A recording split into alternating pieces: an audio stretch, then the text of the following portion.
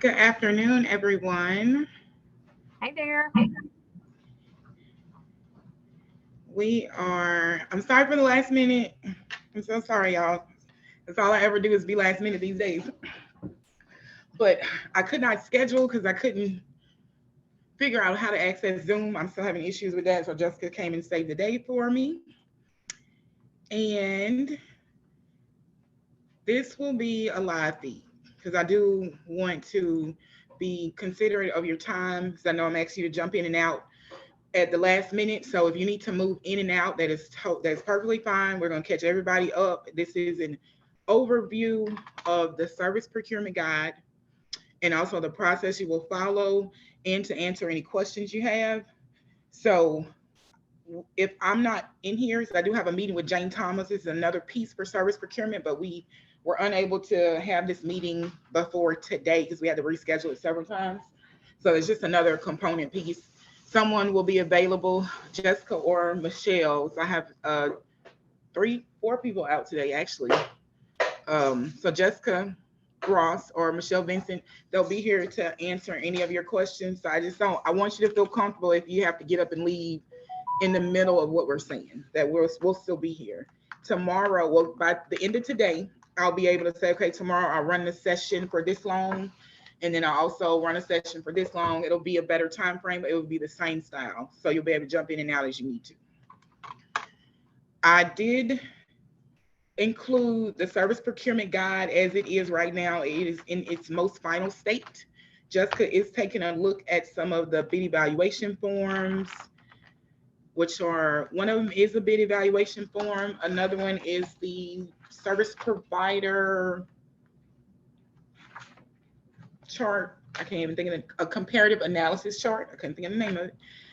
And then the other was a bid quotation form and a couple of other things that you use to assess your proposals.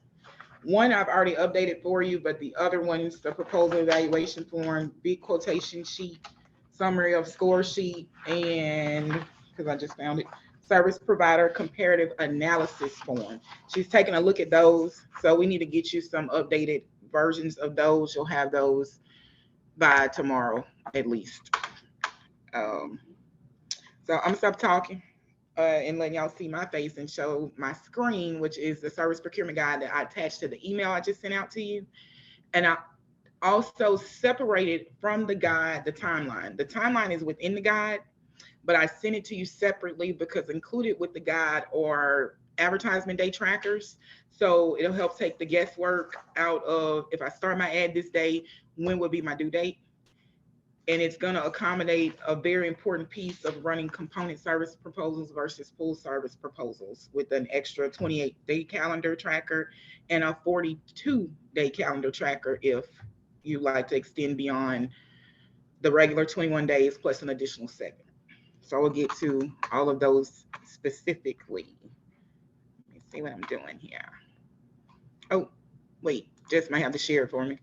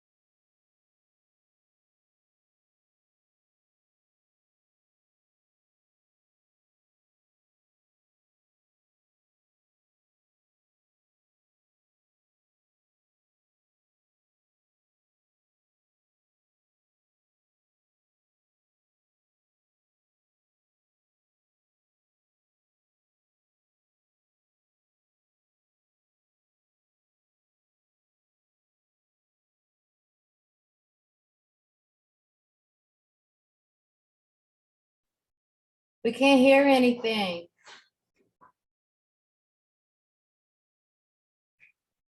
I can't hear her either. No one can hear you, Siobhan.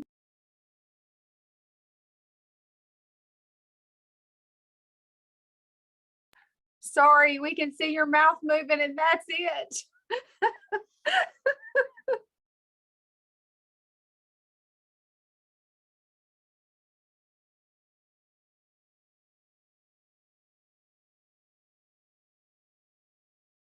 I was on mute.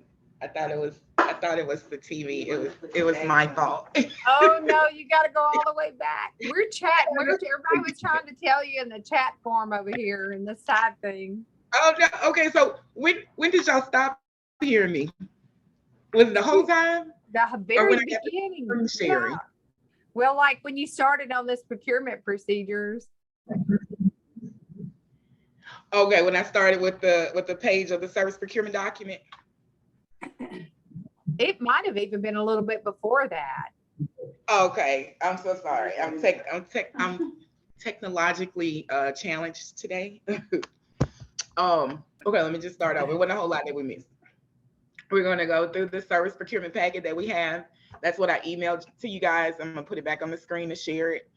And we will hit some very important pieces.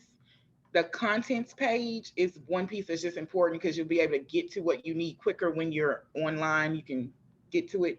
But if you go through anything about this plan and you find errors, please let me know, because we've looked at this so many times. Some of the stuff just not going to stand out to us. But for the most part, it's intact. The dates that you will see on the timeline and the one you see on the beginning, which I'm sharing the screen, but I don't see where it is. Let me go back to the screen I was sharing for you guys. Oh, wait, there we go. Okay, you see my service procurement screen now? Can they hear me? Can you still hear? Yeah, okay. We can hear you. I can hear you, and I can see your service procurement screen. It's just okay, we couldn't hear you before. Perfect. So this date on the front page, it says service procurement is due in the month of May. You will find a lot of monthly centered dates because your actual dates for your agency will all depend on your advertisement initiation and then the due date for your seal proposals. So within the month of May and June, we will be doing a lot of the work here on our end with the consciousness that we got to get this done for you and get it right back to you. So we're prepared and poised to do that. And I structured this guide to help make it more efficient for you to get it done also. So we'll go through the important pages of this guide, and I will gloss over general stuff. I'm not going to read stuff to you unless you want me to, unless you like my storytelling. Michelle Benson looking at me funny. She don't like my storytelling. And then the cover page itself, it has the fiscal year dates in case you needed to refer to them in writing or you routinely do, but also the adrcla.org website link. Most of the documents that I have prepared and that we're actively updating still, which are just some of the bid documents, proposal evaluation form, bid quotation sheet form. Some of those we still needed to clean up or at least put them in a copy and paste manner for you. Those will be on the website. So the website's still there. Now, the GOEA website is now up and running, but I don't have the capacities to put a structure in place to offer them to put up for you guys. So I'm still leveraging from the adrcla.org website until, so I just want to let you know that, because I can't guarantee you'll go to GOEA's main website and find what you need for service procurement, because I don't know how to do a website. And if they need me to do it, I just can't do it. Somebody else, Jessica, will figure it out for us right after we get you guys rolling for service procurement. So the contents page, everything listed on this page, these two pages, other than the taxonomy, is included in this one file, this one service procurement guide file. The taxonomy I sent to you guys earlier, but I should have attached to my most recent email. I can get it right back to you. I finished the update on that one first. It has some links in it, some reference links that you may not need, but when you get it, you're gonna try to click on them and they're not gonna work. I do apologize, but we will get them working. It's not something you need immediately. It was more so that if someone just wanted to know where I got this stuff from, make sure I didn't make it up, that's where it came from. Let's roll into the guide itself. This introductory page just gives you reference material, the whys and the what is it, just a quick little interesting spiel on what we're doing and why we're doing it. And then it has a reference for, I just found an error. There's a reference for GOEA's policy manual in there. I'm missing a whole quotation mark on this page. And you can gloss over that one, read through it if you like, or gloss over it. I did not delete this page because it is semi-necessary. The service procurement general rules is based off of state, federal, local, any regulation dealing with bidding out dollars for services is where these general rules come from. But GOEA's general rules leverage from all of those same required rules. So this page is important for you to take a look at and make sure you understand the information listed on this page. And if you have any questions, for you to reach out and let us know. I need clarification on this information, because whether it be for yourself or because I did not write it clearly, we would still, need that feedback so we can make this guide as usable as possible. The GOEA service procurement policy itself is listed here. For anyone that's ever used this prior to now, it had some different references in it. I deleted a lot of stuff. I'm just saying I deleted a lot. It's already in our policy. So this is as generalized as it can be without being too much information to read, but it's literally exactly what's in our policy. Some of the, I can tell you what I ended up deleting was any reference to something about promulgated indexes of our policy and state revised statute. Our policy is now unpromulgated. We could change it every day if we wanted to. And I literally have sent changes for it every day, y'all, but no one's putting them in the policy. So I'm gonna go back to it. They didn't. I don't know who, nobody didn't do it. So I'm gonna find somebody to do it. Or I'm gonna do it when I get a chance. Yeah, whatever. I wish I could see Michelle Vincent because she's trying to fuss at me. I don't know why she's fussing at me. I'm sliding past these. I'm gonna come back to these pages, but I'm just introducing you to the actual guide itself. This piece, general information for when you're doing your budget. It's important for you to be aware of what you're gonna need to budget for these services, and for all intents and purposes, it's the composition of this guide really did not change. But this page for 3B services and this next page for 3E services are very important when you're doing your budget. You'll need to maintain those service percentages. We will look at them on the accounting and finance side. They'll look at them when they're approving your budgets. But because I'm accounting and finance directed, whenever I'm doing anything, whether it be services or not, everything accounting and finance always applies. I also have your program monitors taking a look at this information when they're reviewing your Exhibit 2, because we want to make sure we're helping you stay within your target goals, or we're at least keeping you aware of what your funding will do at the end of the year if it's budgeted properly and if it's not budgeted properly. Because in short, it just costs you money that we can't allow you to use that we gave you. But we don't want that to happen, so we'll always find something to make sure we can balance it in your best benefit. There's another page for solicitation for proposal information. Gives a lot of good information for what a solicitation of proposal should be, how it's built, what it's comprised of. I read through this so many times. Every piece of it is very necessary, and if there's something that we can expound upon and give more clarity, this is another page. Please let me know, especially my new directors. Let me know if it's not as clear as day, because we could always add more to it and make sure. It should always read where anyone in your agency could pick this up and know exactly what you need to do if you were going to take over doing this task. This one, publicizing the availability of funds. This goes directly with your advertisement, and it gives you all the information you need, starting with this page 13. When you start your newspaper advertisement, what you need to include in the advertisement as far as information wise, and what you should be prepared to do while the advertisement's running and immediately after the advertisement. So there's not any,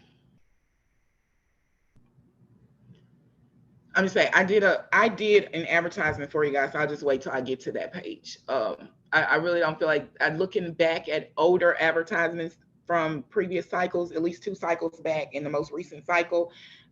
There's really nothing you guys can get wrong following the information in that page. I only made a few updates whenever you're running your advertisement. So when we get back to that page for more questions, we'll go through it more specifically. This one goes through with proposal opening and evaluating the proposals, gives more information. To me, there is a component missing in these documents that we're going to go over on the timeline, and you may not see it in writing as you will see it on the timeline, but I'm really encouraged that our discussion of it will make it clear and you'll still meet that requirement for advertising for your services. This is one of my favorite pages. It's the procedure for completing. It literally starts with option 1 of, if you're not seeking permission to direct deliver, these are the things you do. There's also a checklist that goes with these steps. So the headings of the numbered headings like that tell you, if this is what you plan on doing, you follow all these steps. So take this page, print it out, and say, these are the 2 things I'm going to do, or this is the 1 thing. When you highlight it, that's exactly what you need. It's listed just right there in chronological order. Put all these things together, do these things, and then you'll have your service procurement package pulled together and ready to submit to GOEA. We're coming back to that page too. Certification page is getting all the, arm and a leg, couple signatures, and a kid, so you can submit it to us. Exhibit 2. This is a newly constructed Exhibit 2. This is just for visual purposes. I will send you something you can read and use and see better than this document. It's just a visual. It was in there in so many places. I just left it in there once I updated it. But you can't click on it. You can't do anything with it. And I know that wording is teeny tiny, but I tried to delete it several times and it kept coming back. So I just left it there.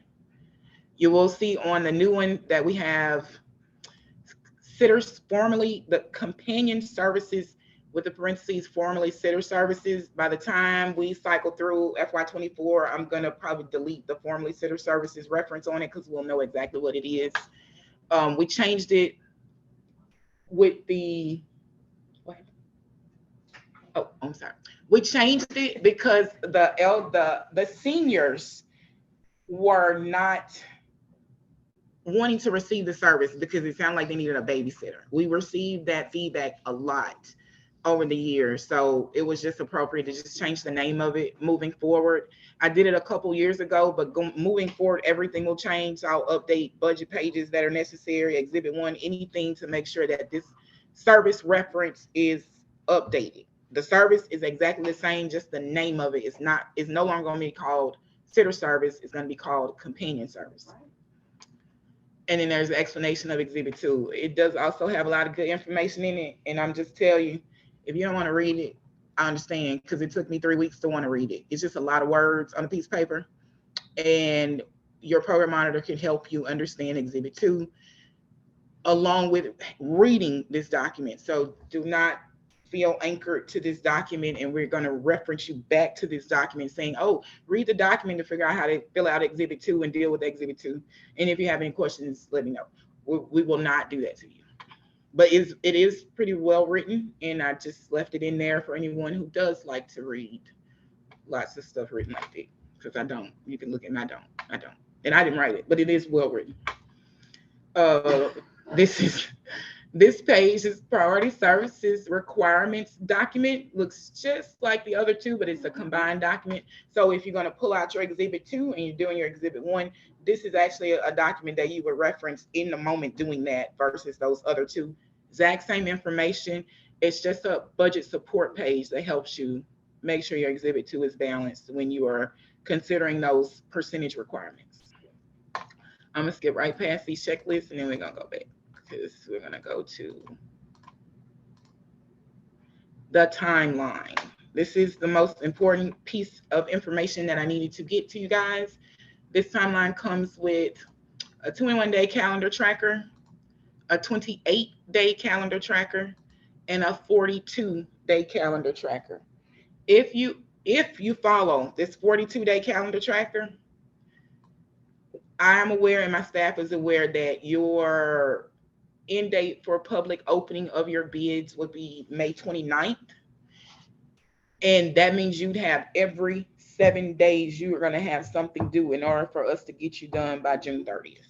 And if it's a dire necessity, we're going to do it. We're going to make sure we're there actively, whether we shuffle around amongst ourselves in the office. I have a person that can do this, but I know I need to be out of the office. Someone else will be here to take over and make sure the documents are reviewed and they will get done. Your start date, if you end up with the May 29th advertisement end date or public bid opening date, the target date for opening your proposals will be May 29th. You would have waited to advertise until April 17th. So the 17th is not that far from now, which is why I felt it was still appropriate. And I even showed Shirley this and she agreed that if we allow till April 17th to start the advertisement date, we have a May 29th target date for when the openings of the bids will start, and then we move forward with that. So we will be hustling with whoever may need this accommodation. And then it goes into the tools. So let me go back to the service procurement timeline. I would say thank you to all of the AAA staff that helped me sort this out and make this clear. It was a very, I don't know, I don't have a colorful word for it, but I was traumatized when I went through this timeline for myself and for you all, trying to sort out what's supposed to be done. The schedule of fundings, it's still there. It actually does not go number 1. And I thought you guys had schedule of fundings, and I found out maybe this week, was it Monday, Tuesday, that you don't have schedule of fundings. And I wish I had an answer for you, but I don't, as to when you're going to get your schedule of fundings. But I can say you're going to have something, because you got to have something.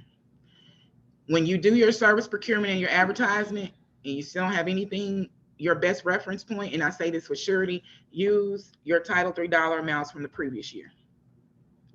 And feel comfortable knowing you are aware of your existing needs. So when you are speaking with these providers and you're awarding these contracts and you're setting what you need as far as units and the expectation of costs that you will incur, you know exactly what you would historically need, and you know if eggs are still $8 a carton in your area. So irregardless of needing those schedule of funding amounts, start from your prior year schedule of funding. You use your prior year schedule of funding amount and go from there with it, because the traditional Title III dollars that are on your schedule of funding do not have the ARP dollars built into them, or the CARES money, or any of the COVID dollars. There's always a separation of this is what you're going to get year after year normally, and then the other funding, the extra fundings that we had, they had their own dollar amounts. So unless I have this wrong, but I don't think they did this, your schedule of funding amount should have still been your baseline dollar amounts, so you can start with those. Does that include state? Yes, it includes state also. So that federal, and that would be on the schedule of funding. You have your federal dollar amount and then your state dollar amount. Those numbers should not be any less on your traditional schedule of funding for your Title III dollars than it was last year. And I wish I had a schedule fund. I could have inserted one. So make a note, insert schedule fund, just a sample. So normally it's we would have the updated service procurement guidance issued to you guys, and then you'd be waiting for your schedule of fundings to come out, and then you roll into your advertisements. We are still in our freestyle moment, and we're gonna enjoy every ounce of it. So for this year, I switched those around. because I thought it existed like that and it didn't. So now we are in number 2, updated service procurement information. I did not expect it to be March 30th when I sent this out. I thought it was going to be March 15th, but we're still in March, so here we are. You guys will get ready to run your advertisements. Number 3 in bold is your very first, let me take care of this task. March 17th through April 17th are the basic first run dates. I'm in a meeting. I'm gonna call you back. Okay. March 17th is the first run date. March 17th through April 17th. That time frame addresses advertisement run dates. So I had gotten to this when I wanted to. You guys would have had all your information put together and sent over to the newspapers that were going to run your advertisements, and most of you would have had a first run date of March 17th. So do not feel any more behind because that date is still there. I have one agency that did get an ad run on March 17th. That was their first run date. So they'll be following whatever tracker they want to using the March 17th date. So I just left it there. And then I have a note that says refer to the trackers, the pages after this timeline, so that you'll know 21 days after the 17th, this is the proposal due date. But that's also for us to know too, because when we're reviewing your documents, we need to make sure that the service procurement policy was followed because it follows public bid law for the state. Makes it easier for all of us to reference something really quickly without error. Well, to lessen error. So the newspaper advertisement and the sealed proposals that you send out via certified mail, they can start on the same date, but your primary and most important date, and this is from my conversation with Shirley, the advertisement requires 21 days. You have to have an advertisement running for 21 days. If you mail your certified bid proposals the next day, we're not going to look into any adjustment of due date because your certified mail didn't go out until the day after or maybe 2 or 3 days after. But if you're about 2 to 3 weeks after your advertisement run date, mailing your certified mail proposals to those bidders that you handpicked to mail something to directly, then you do need to consider the due date that you advertise and whether or not those bidders actually submitted something to you or you routinely would have gotten something from them, because we don't want to exclude anyone. So just to be specific, if I ran my advertisement on March 17th and I didn't mail to my 3 potential providers until March 30th today, they're not going to get it until Monday or Tuesday. And they're going to have to put their information together, and my due date is April 7th. So if they didn't have time to get it to me with my 21-day due date of April 7th, being that I mailed it today, and it's almost, 2 weeks later, a week later or so, then they're going to complain, and you're going to have a whole appeal process to walk through. So just be conscious of that when you're setting your advertisement due dates. When are you going to get to the post office to get that certified mail situated? The certified mail proposals go to 3 potential providers, and that's just a minimum of 3. If you know there are 5 different companies that you really would like to send something to directly, you want to ensure that they've received the information and you want to receive something back from them, then you can mail it to how many ever you want to mail it to. But we only require a minimum of 3. And that's for every service that you intend to solicit a proposal for. So you got homemaker services, personal care services, transportation services, then 3E respite services, 3E personal care. One of those other, 3B duplicate services. So you got about 5 or 6 different services that run standalone with certain funding that you've designated. You need 3 bidders for each one of those services. So you got 6 specific services. You're going to need 18 certified pieces of mail mailed out to meet your minimum. That's 3 per each service. Now, that's also saying that I want to also make it clear that if I'm just going to use home instead because that's the name that keeps the company I keep seeing the most of. Home Instead offers both personal care and homemaker. You're going to send them one certified mail document. You don't have to send them duplicates for both services. They routinely offer both of these in a package to you. Then you send out that you select them as one of your 3 potential service bidders. Then you're selecting them for all the services that they may cover for you. You're going to list it on that cover page to them, and that's going to satisfy. So I don't want you to think you have to send Home Instead 4 different packages for each service that you have. Just make sure you indicate, I'm sending you this proposal because I want you to send me a proposal to provide services I have listed, and you cover everything that they would do. It's like a Home Instead, medical team, First Name Basis is one that's popping up. I don't know if they're still actively functioning. They do both B and E services for you, and that will be fine. So I just wanted to make that clear.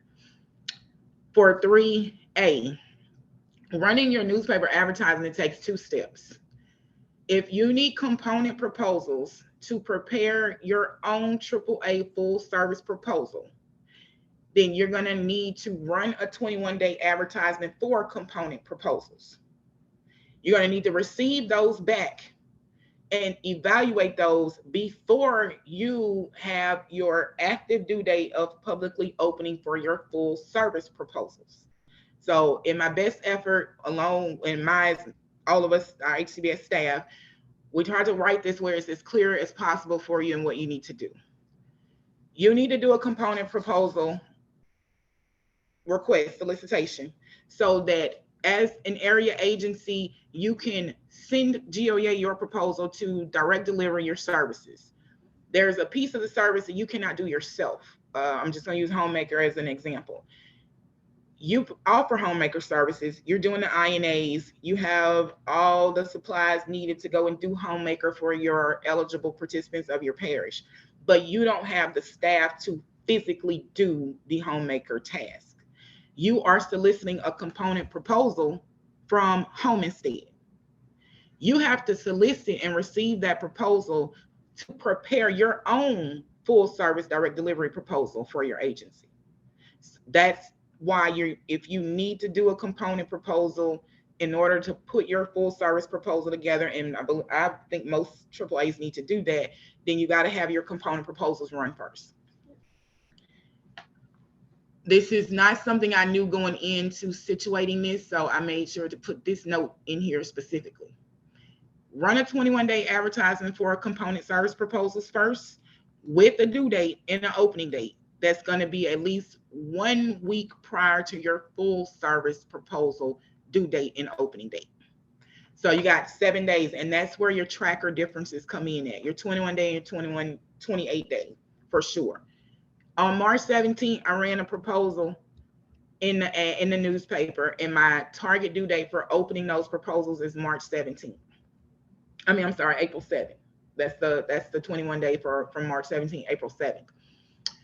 These were component proposals I needed.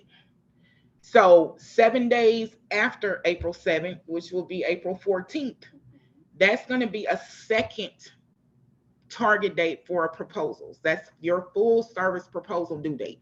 So on April 7th, your due date for component proposals.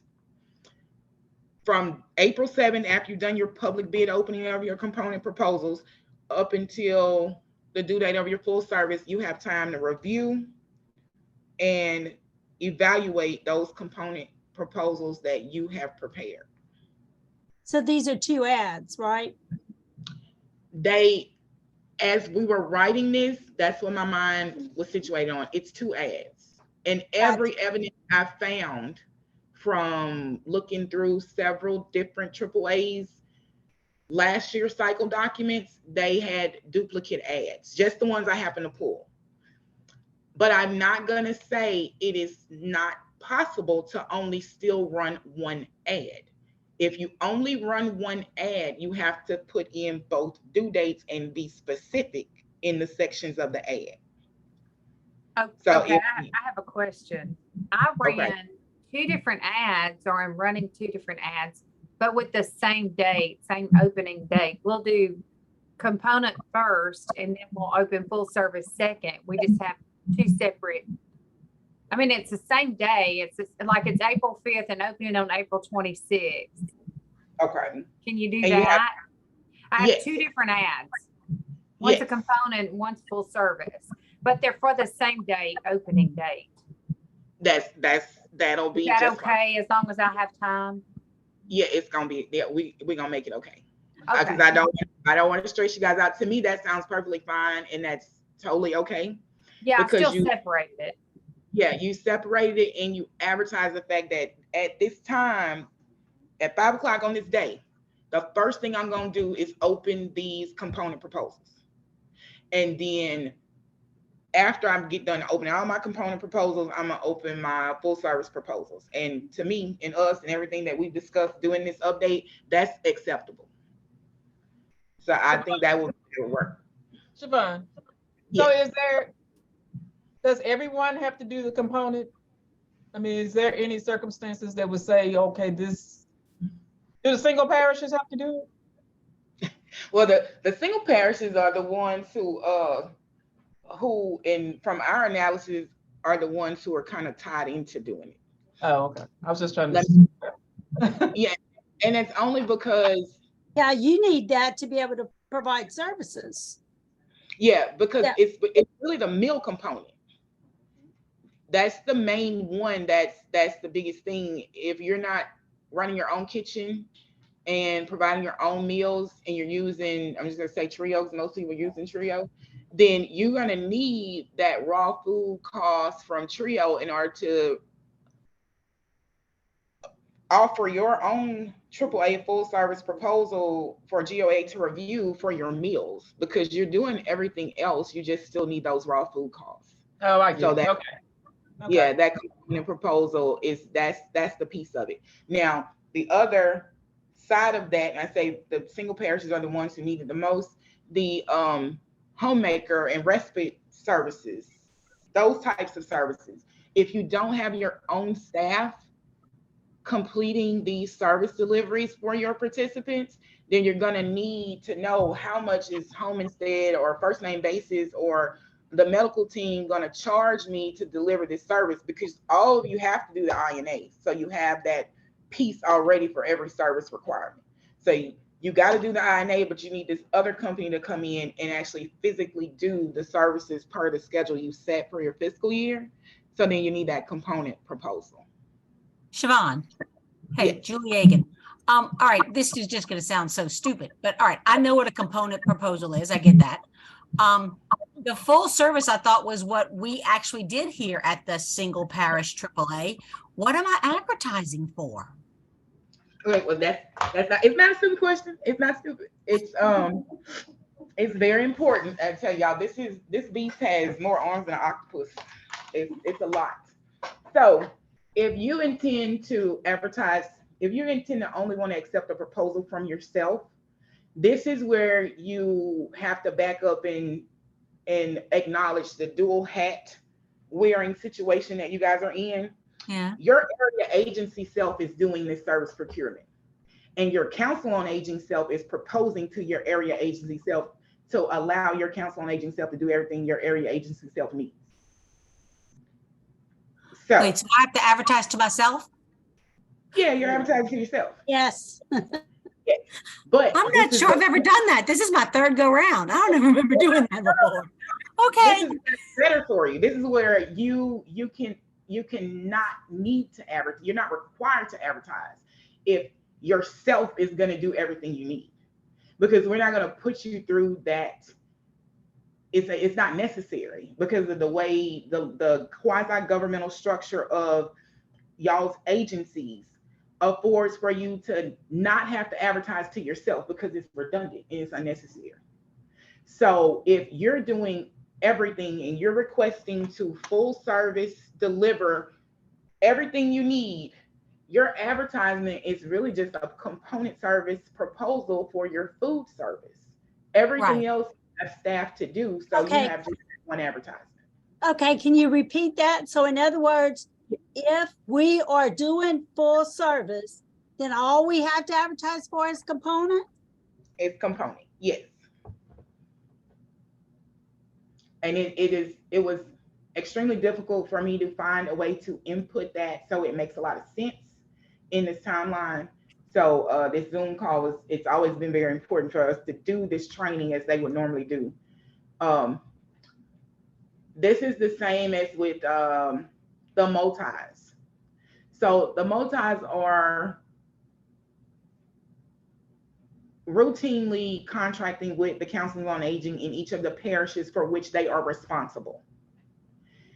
They're advertising for component service deliveries because of the structure of how they are situated.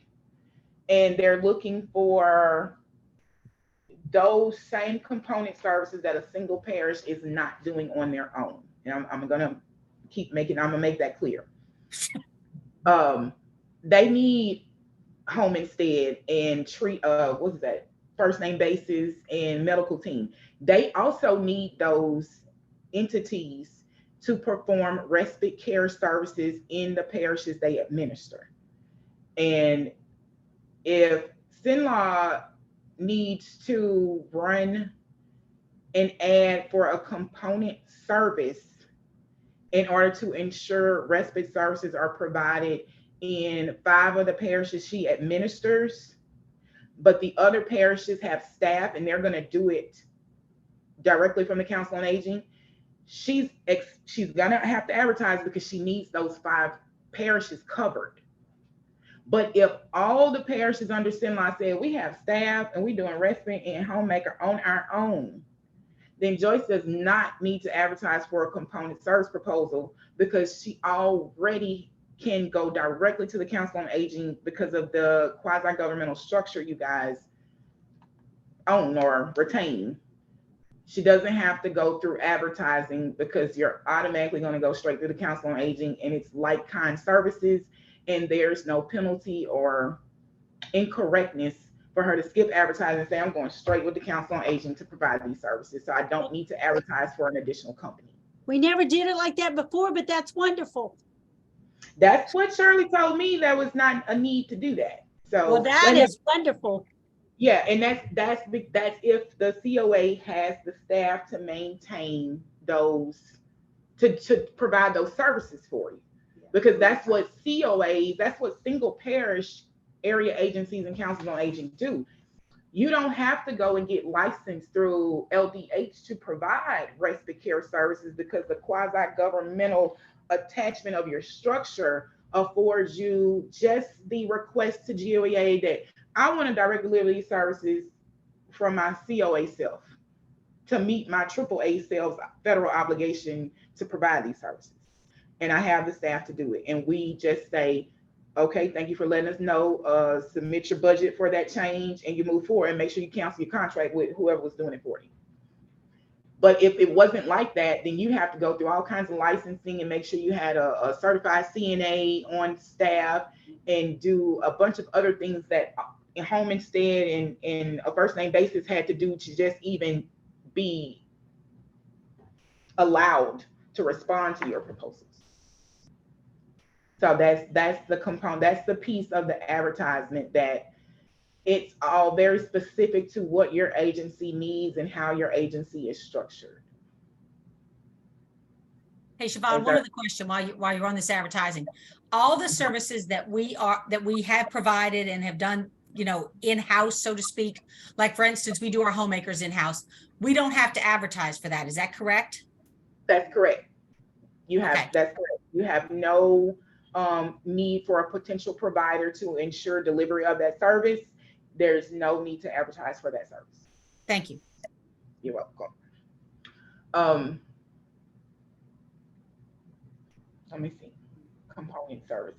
Yeah, I know component. I was not happy about component services.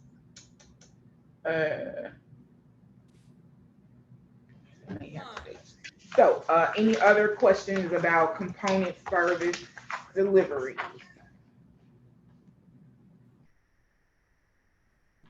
I'm put on here May. So May change. Okay. So I do not want you to, if you've already started advertising or you're prepared, and just like the agency mentioned that they have the same date for both both bid opening days are set for the same day. The component's gonna go first. Whatever you have defined as how you understood it, that is what we're going with. I'm not trying to actively disregard any state rules, laws, or regulations, but y'all know I would go to bat for you all day long. Tell them you should have made it clear when you first wrote it.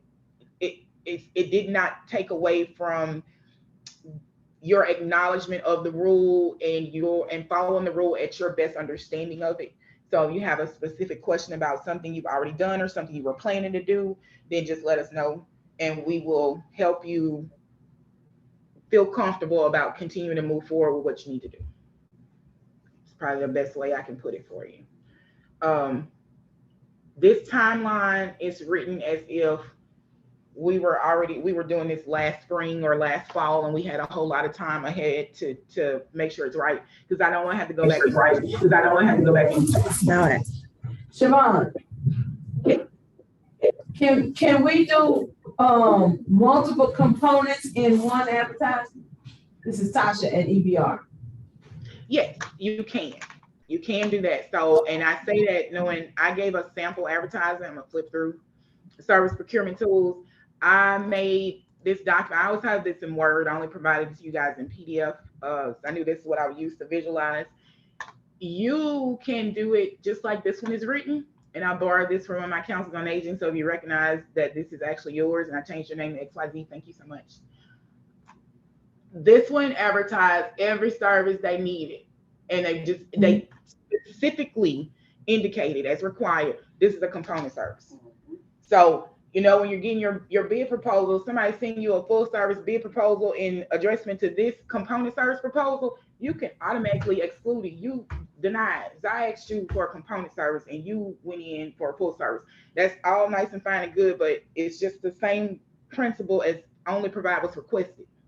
So I only need a piece for the homemaker and I only need a piece for transportation. It's totally appropriate for you to list every service you need and define, make sure you put similarly like they have, this is a component service.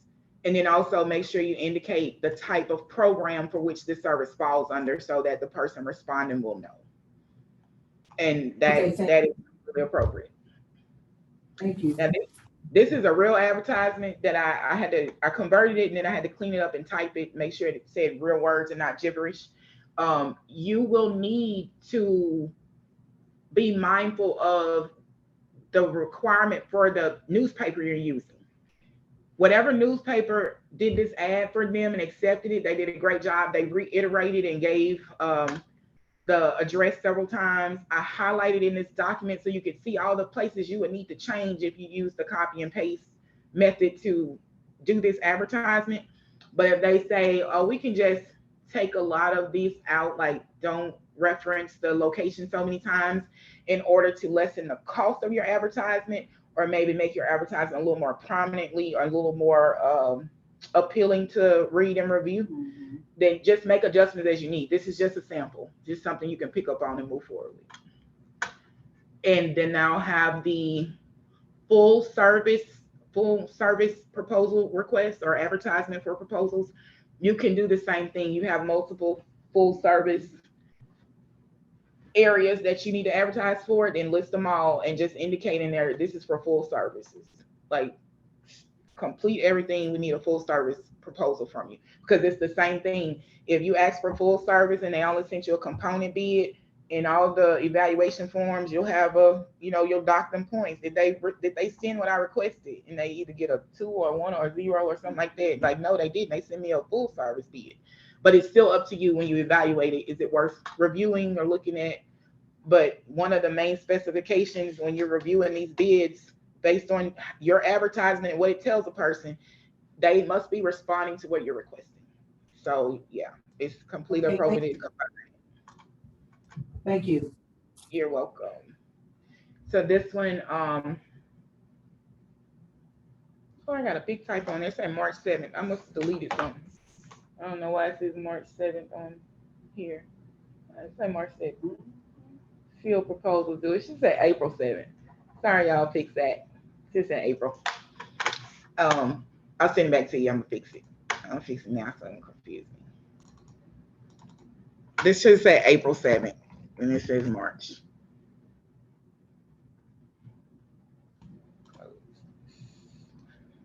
So that was an error. But remember, April 7th is the first target due date if you were just doing a 21-day advertisement and you started your advertisement's first run date was March 17th. So this is the same as the one above it for number 3. The seal proposals are due between April 7th and May 29th. There will be days where you guys will define your due date for when your proposals are due per your advertisement. That's the 21-day calendar date. I only really reference the 21-day calendar date here, even though we do have this new knowledge about the 28 and 42 days, all this other stuff that happened after I made this pretty. And then if you're doing the component services, I only put on here your first due date for component proposals and then your second due date for full service. But again, if you have the similar situation where you've already advertised in the one advertisement and your seal proposal due date is the exact same, that is going to be acceptable and that will not be a problem. You'll just know you'll have the time. At 5:01, I started opening components, and at 5:05, I finished.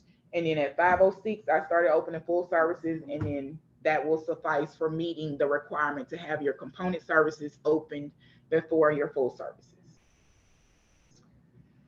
The public opening, it can be the same day as the proposals are due. But for all intents and purposes of this timeline, I saw only the separation of these two tasks. So your due date, because mail may run at 5 o'clock and y'all get off at 4:30. Y'all wouldn't even know when the mail got there. They still do. The mail gonna be there when you get there tomorrow. But if you happen to be there and you stay there, it's a public opening. People can be present. Whether people are present or not, there should be, I would say at least 2 people, unless your staff don't want to stay with you and Michelle leave me by myself. Then when I'm here by myself and I'm opening these proposals, I have to say out loud as I'm opening them, XYZ, seal bid, received, and documented, and move on. And even though I'm talking to just the walls around me, I'm still saying it out loud. And I'm not even being facetious. We cannot do anything other than what we can do. So if you find yourself in a situation, you're just saying out loud that I received this thing, and you just need to not do that task until after the due date of your proposals. I find that a safeguard is a time in your advertisement. These seal proposals are due to my agency by 5 p.m. April 7th. Somebody walks their proposal into you on April 7th, and you know your mail person runs at 4:30 on April 7th. So if you start your public opening of seal proposals at 5:01 p.m., that is totally appropriate because your due date said 5 p.m. on this day.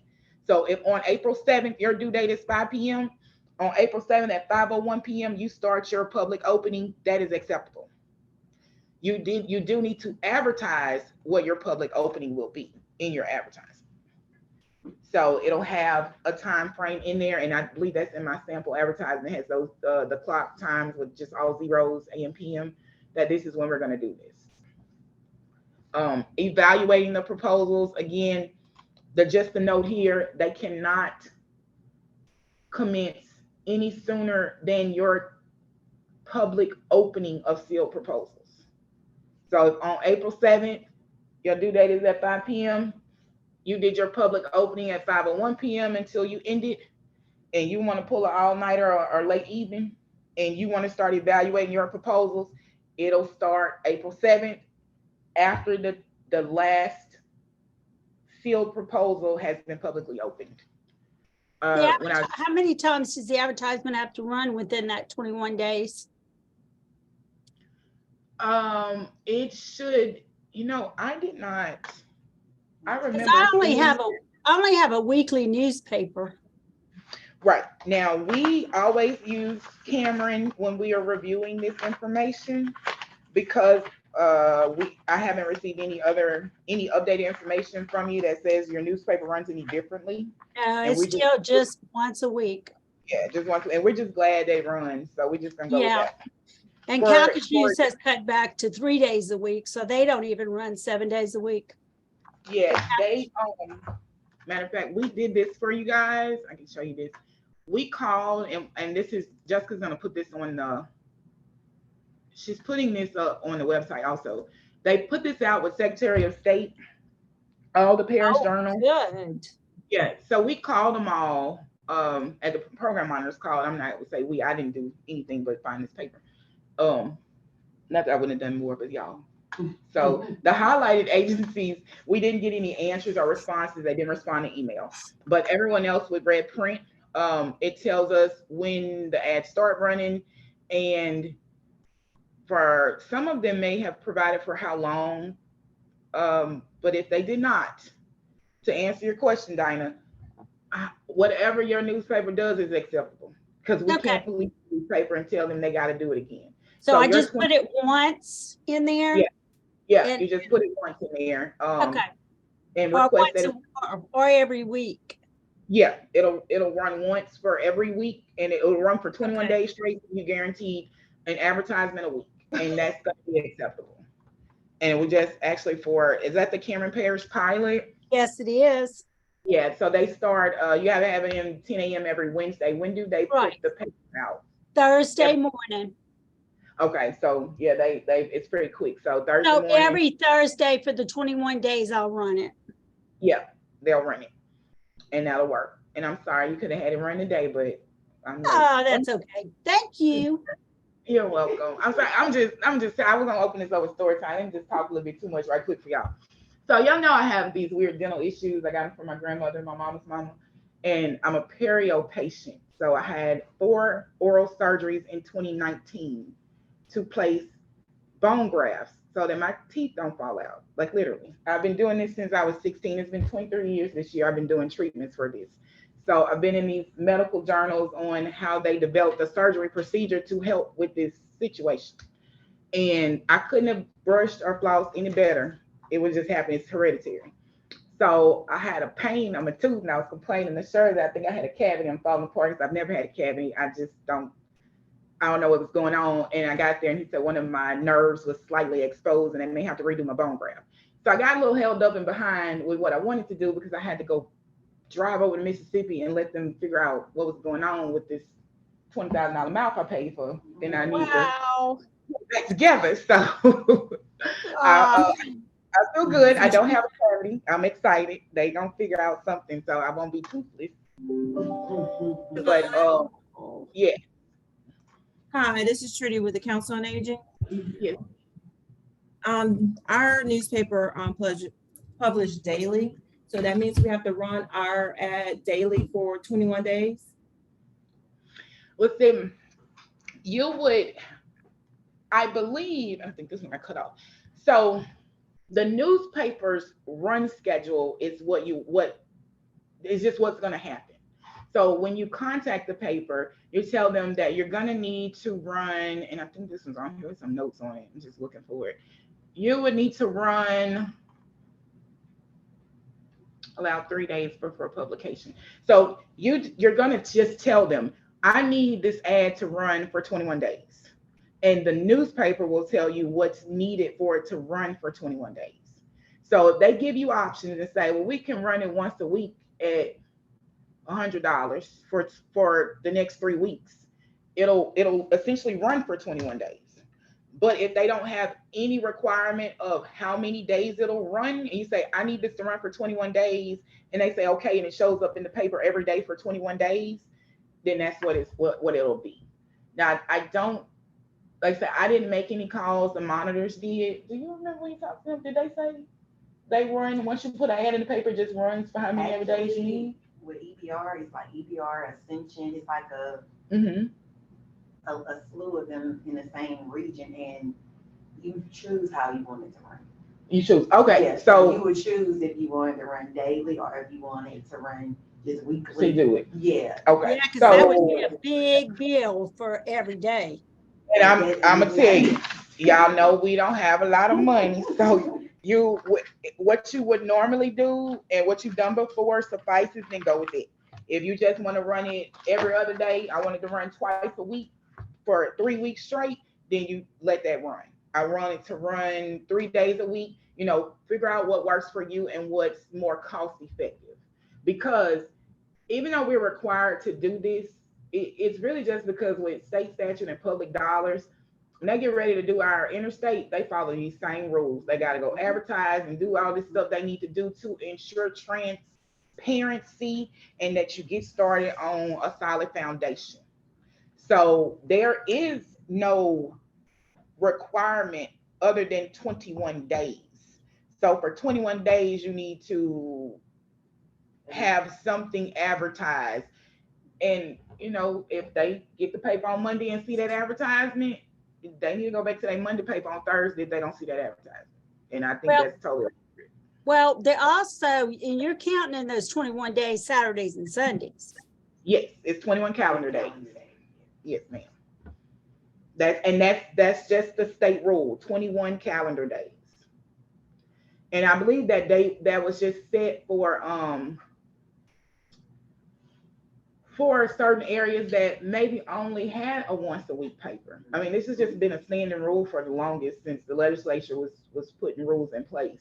So if the paper only ran once a week, and like the Thrifty Nickel, they put it out like once a month, and they just have that copy. It's just there, it's just available, so you can always pick it up. But the ads in there, they'll stay in there for about 2 months or until that thing is gone. They're not gonna go back and reprint that Thrifty Nickel booklet. They just gonna readdress it next month when they look to see are any of these ads obsolete, delete them, and then they're gonna reissue it. So they do not drill down and say for 21 days, every day for the 21 days you need to advertise. It does not specifically say that. So follow what's most effective, what's most financially effective, and also whatever you've done prior to now. In the previous cycles, and say prior to now, in the previous cycles when you were advertising. I would just say follow that, because like how you advertise your annual meeting. Like you got to advertise it 21 days in advance so that everyone knows it's going to occur. It'll be very similar to that. No stress there. I was gonna say something else. I lost my thought.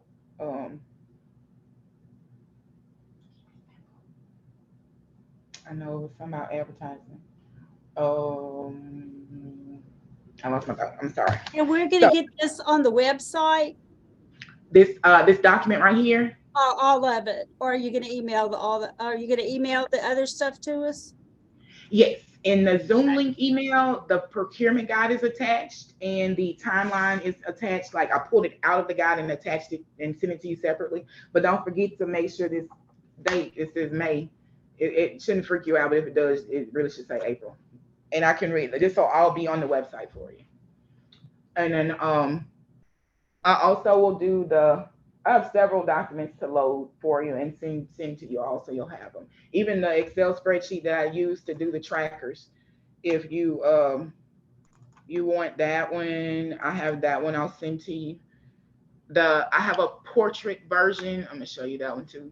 My computer is super slow. I simply just started some dates and copied and pasted and put this 21 in here. But if I wanted to know about 38 days from now, I just put a 38, place the 21 to 38, and it's gonna tell me April 26th. I got 38 days from March 19th. And I'll send you guys, I'll make this one available actively like this so you can use it on your own. You can delete all other dates and just strictly reference your own date if you want that. I have that for you. I'll send it to you. I'm gonna put it on save since I was playing with it. And these dates, I have not made a fillable PDF. It won't take me long at all to make this fillable. These dates are here because if you printed this timeline, you can use it for yourself, write in what you need so that you can keep track of what you have. Going back to advertisements, this is the thought I lost. When you send us your advertisement, you'll be sending us a copy of your first run date advertisement, and it'll have in there your target due date and your opening date, time, and all that type of stuff. And that's the only thing GOEA will look for. So I'm not trying to encourage you to not fully advertised, but we are no longer in a print newspaper world of advertisement. I just don't think that they'll ever get rid of this 21-day newspaper advertising requirement for whatever reason they have, and that's totally fine. So I'm gonna say this, but y'all do exactly what you know you need to do. If you run your advertising on just one day, that first time, and you wait 21 days, the way you read this law, that's basically all it says. I sent my advertisement to run to the newspaper on March 17th. That was just the one day it ran, and it stayed in that newspaper, and I didn't take any action until 21 days after that date. So the most significant thing is, will you receive anything if you only run it that one day and wait your 21 days before you take further action? If you know routinely people need to see something from you about 3 times in a row, then you want to pick 3 different days to run within that 21 days, because the due date's not going to change. The public bid opening date's not going to change. The public bid opening time is not going to change. The exact same advertisement every time you run it. So I do not encourage anybody to run it daily unless the newspaper's offering daily runs for free or the same cost as one-day runs, because you don't want to overspend in an area where you're going to receive exactly what you would have received if you only ran it twice. I hope that's helpful enough to kind of guide you into doing your advertisements.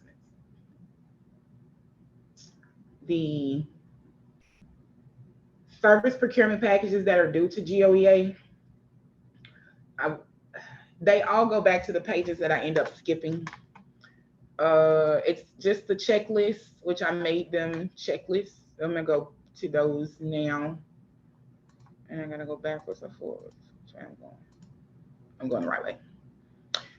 This is how you put your certified mail receipts together. You just put them all together, tape them to a piece of paper, copy them, and that's what you send to us, just a copy of those documents. Now, do it in a way where once you tape them down and make a copy of it, you can take that same paper you taped them on and put it in your file. You just hold on to it and put it in your file. Because all you're doing is showing us a photocopy of all this stuff that you put together. This is another from somebody else's stuff. I noticed Gail Elkin's name on here. Is a food provider, so this had to have come from no, Elkin's, one of them, 3E or 3C1 provider up north. The sample solicitation for proposal, I hand wrote, reviewed, updated from our fellow area agency. I borrowed their stuff. They did a solicitation for a proposal for 3B. They had a packet. Remember, the advertising listed all their services, but their physical proposal that they had available for anyone that wanted to come pick it up or who they mailed to those 3 or more potential providers just for 3B transportation, this is that proposal. It says, this is everything I need from you from 2020 such and such to 2020 such and such. You fill all that out. Has all this other fancy stuff. Contact people. If you only have one person being the contact person, then that's the only person you put down there. But if you have up to 3 people like them, you list them with their title so you can know who to contact for further information. Within this proposal, it says proposals for self-selected components of a program will not be accepted for any program. That goes back to your advertisement. You solicited a component and they sent you full service and say, I can do all of it for you. It's automatically denied if you see fit that that's what it is. You don't self-select from my advertising what you think you're going to offer me. So that's why they have those separations with the due dates and the evaluations and still proposal opening dates, so that you have the time to distinguish, did they give me what I asked for? And if not, they're gonna go in this pile that they didn't really give me what I asked for. Let me see who did. So this entire thing is just a sample. So I try to go through and pull out any reference to the actual agency so that I can highlight it for one and show you where you would update your own information, so that the person that comes to your agency or the person you mail this to will use this document to prepare their own proposal, and it needs to look like this sample, and it has everything you need in there from reports and all this stuff. This is copy and pasteable, is that a word, from what I updated. So I will also provide you with a Word document of this document, so you'll have these different examples. Again, this is just a repeat of your advertisement that goes into your proposal. And there's something else on here. Bid evaluation form. I updated this one. It just made more sense for me to make it cleaner and neater for you. And it's just evaluating that proposal, the written part of the proposal right directly above it. Did they send you your resume, your administrative staff information that you requested in your written proposal? This is also what we use when we're looking at the proposals you guys send to us, to GOEA. We're using a rubric like this, say, did they send the resumes that we asked them to send? Because you're proposing to us to either direct deliver or something of the sort, whatever your agency routinely does. And it's a 2-page document, so it's the second page for it.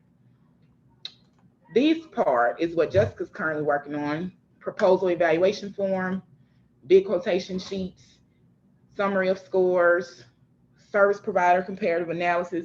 All these are images. You guys can't really use them. You could print them out and do something with them, but they kind of look funky, and I just didn't like them. So we're updating, and we'll have those all situated by the end of the day also. Contract approvals. This is a board resolution for a contract approval. I'm going to be very specific. This is the only one I'm going to accept. This is the exact one that comes out of accounting and finance when they send you GOEA's contract. And it's because the only thing you're needing to do is the stuff that's highlighted. I need a name, a title, and a name. I need the day that this was executed, and then this.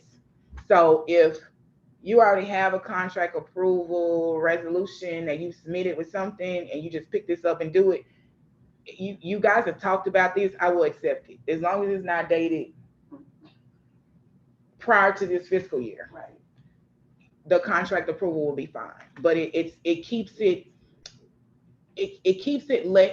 all the ambiguity and questions out of whether or not this is a current active document, and it covers everything. So you use this one. And then also, if there's some weird error in it, it's all my fault, and I can't tell you to redo it, because I won't tell you, because I was the one that made the error, and it's not going to take away from what's needed from this document itself saying this is what happened. So I actually went over to accounting and finance and got that. The sample letter of denial.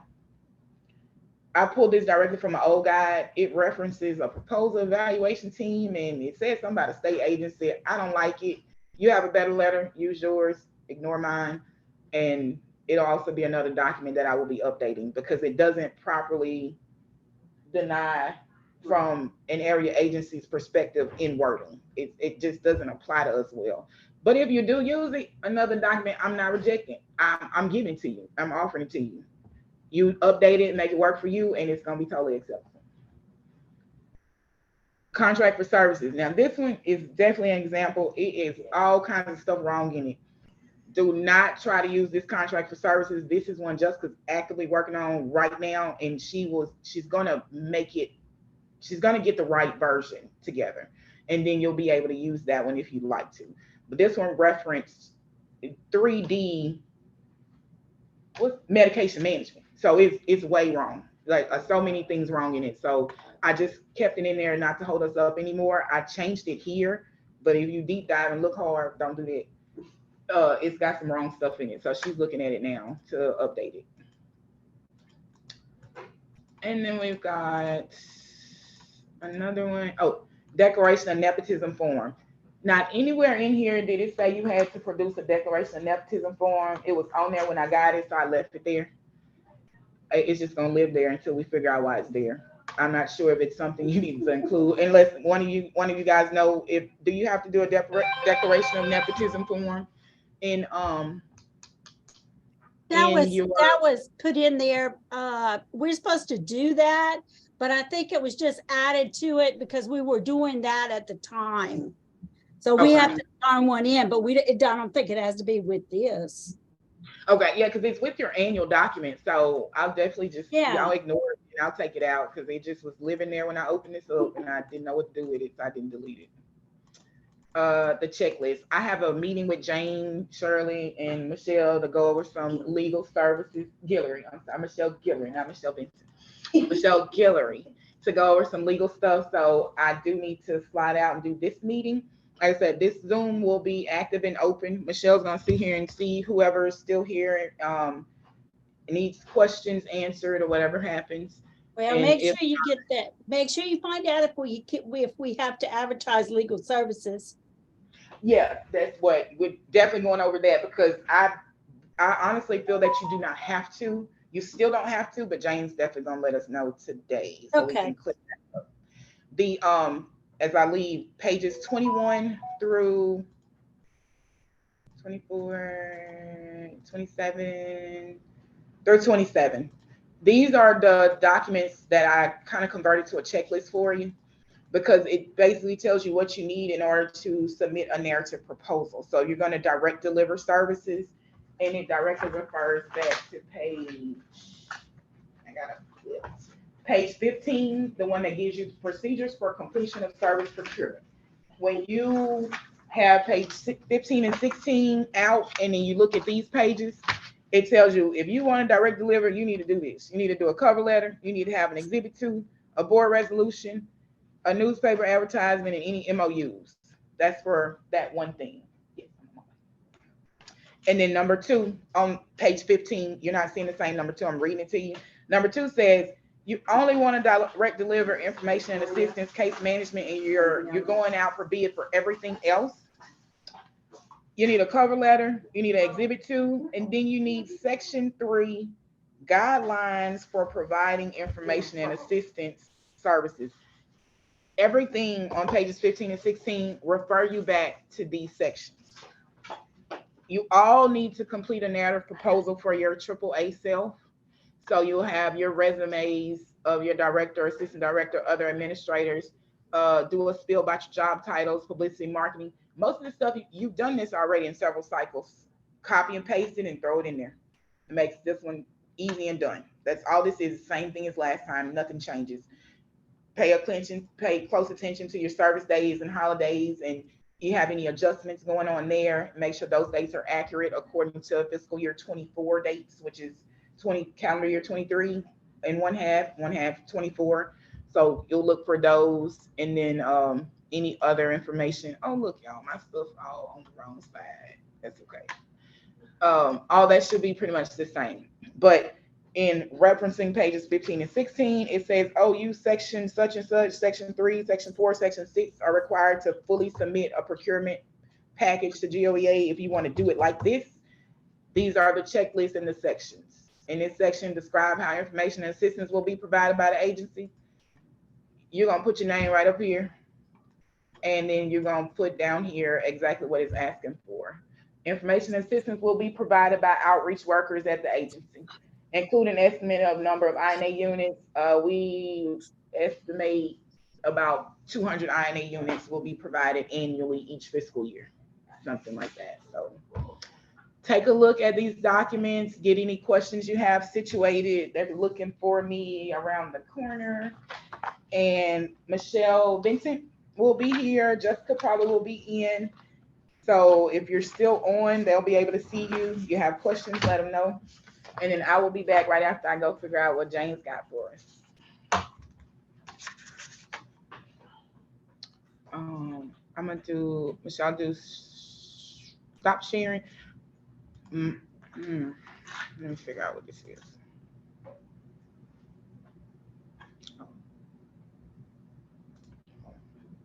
Okay, I gotta stop sharing to see what my screen. Do I stop sharing? You able to break away? Yes, I'm coming right now. I'm just setting this up for Michelle.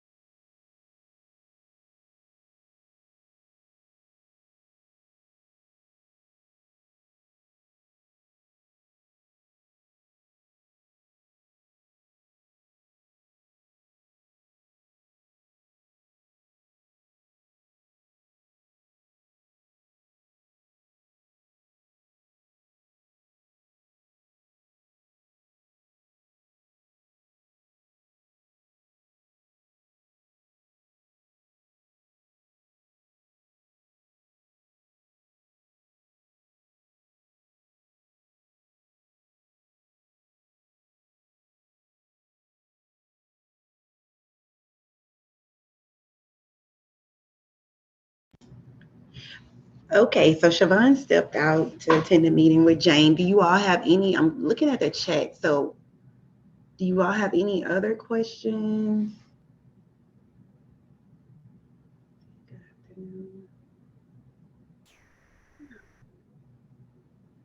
Can you all hear me?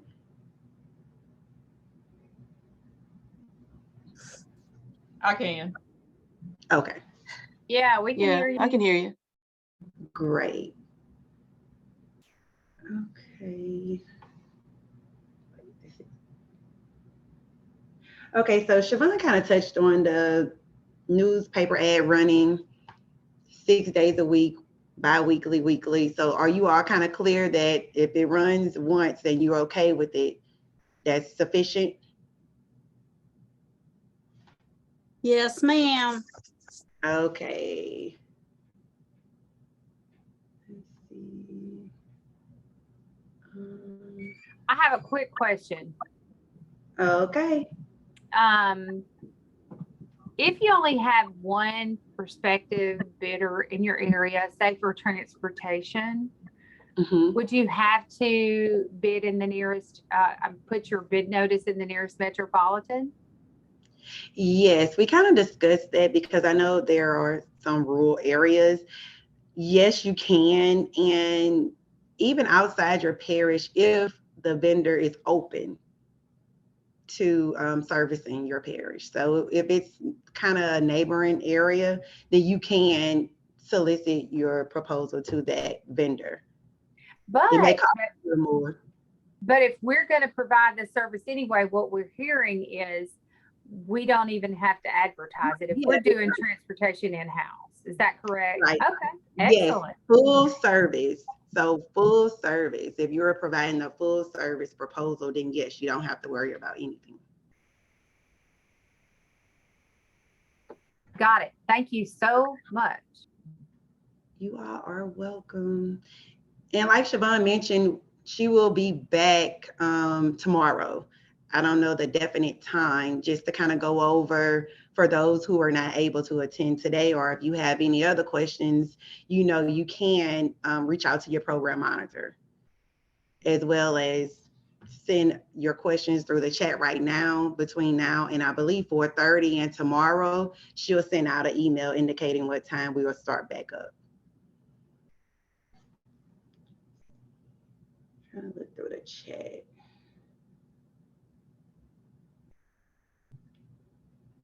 So Red River, are you still on? Because I see you had a question in the chat. Are you comfortable with the answer that you received, or do you need me to elaborate more?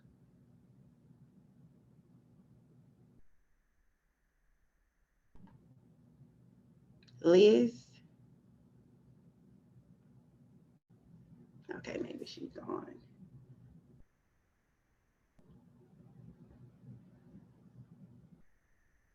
All right, is there any more questions, or I'll just hang around?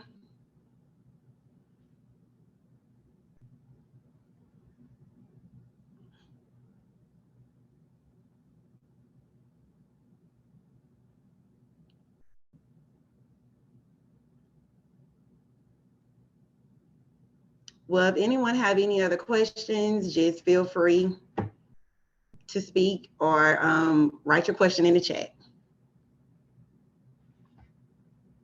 And I'll be close by.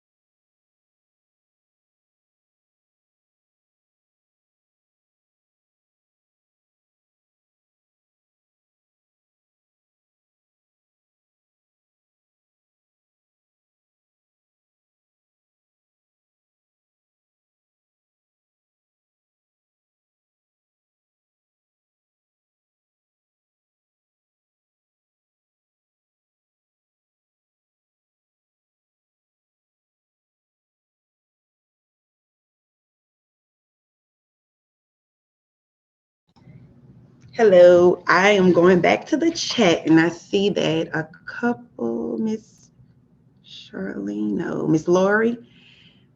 Okay, so Siobhan will be conducting another training on tomorrow. I don't know the exact time, but you will have an opportunity to catch up on anything that you may have missed out on today.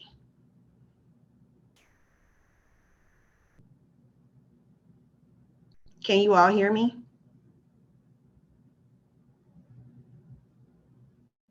Yes, ma'am.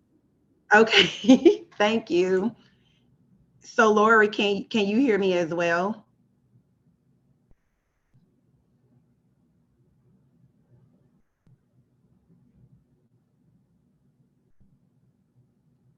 Okay, it looks like you stated, Lori, that you work half a day on Fridays.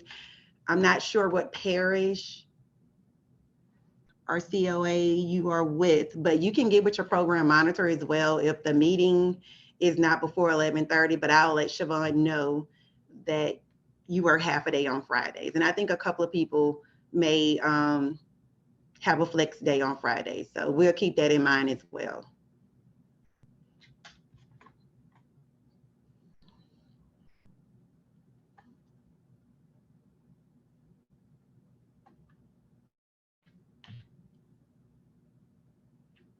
So Jessica, I'm sure that Siobhan's going to email any updates that she received from this meeting. She's going to. So. Of course. Yes, ma'am. She definitely will get back with you all regarding legal and if it has to be advertised.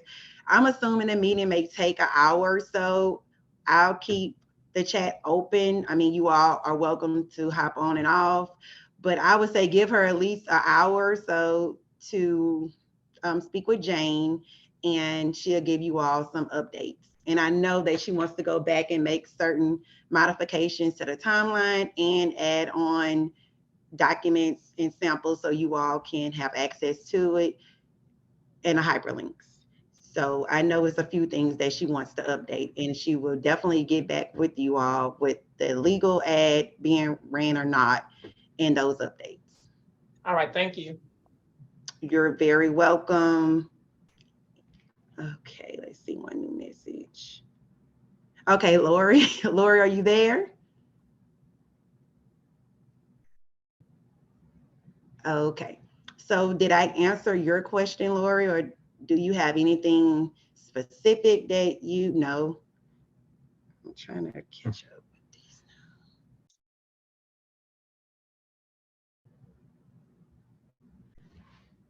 What time? I don't know the exact time tomorrow. Again, Shavana sent out an email, hopefully by the end of today, indicating what time she will conduct the service procurement training on tomorrow.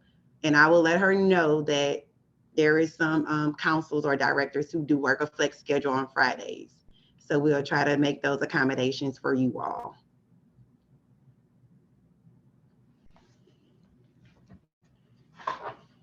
You are very welcome.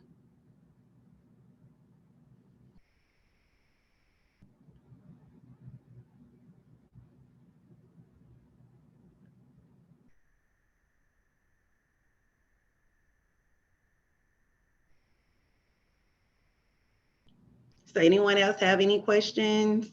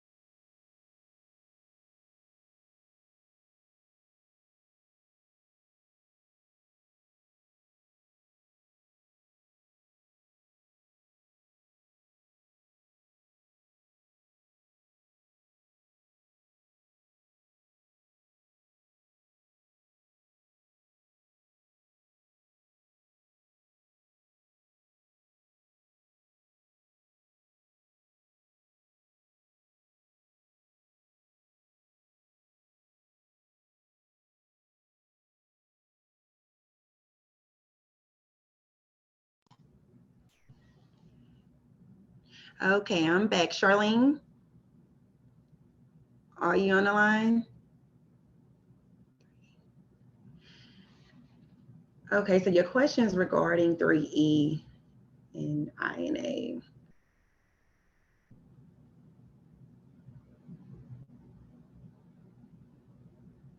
Okay, can you elaborate a little bit more with 3E? Of course, you are going to do the INA. So yes, it will be a component proposal that you are advertised in the newspaper.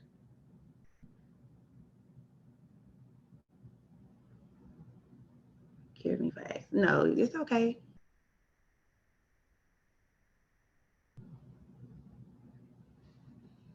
Can you unmute your mic? Okay, so you do understand, just want to make sure. Yes, so you are correct. It is a component service. And most of your advertisement would be a component service because all of you are required to do INA.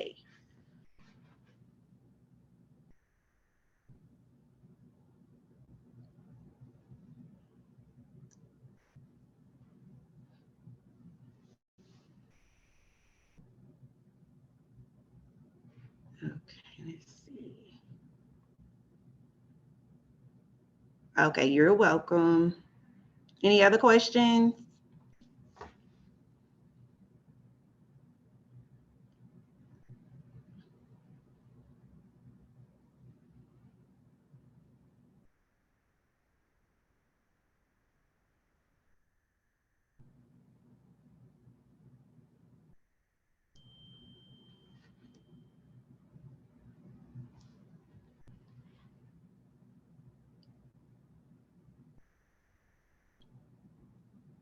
Okay, so if anyone have any other questions, feel free to ask your question or simply type it in the chat and I'll be happy to assist.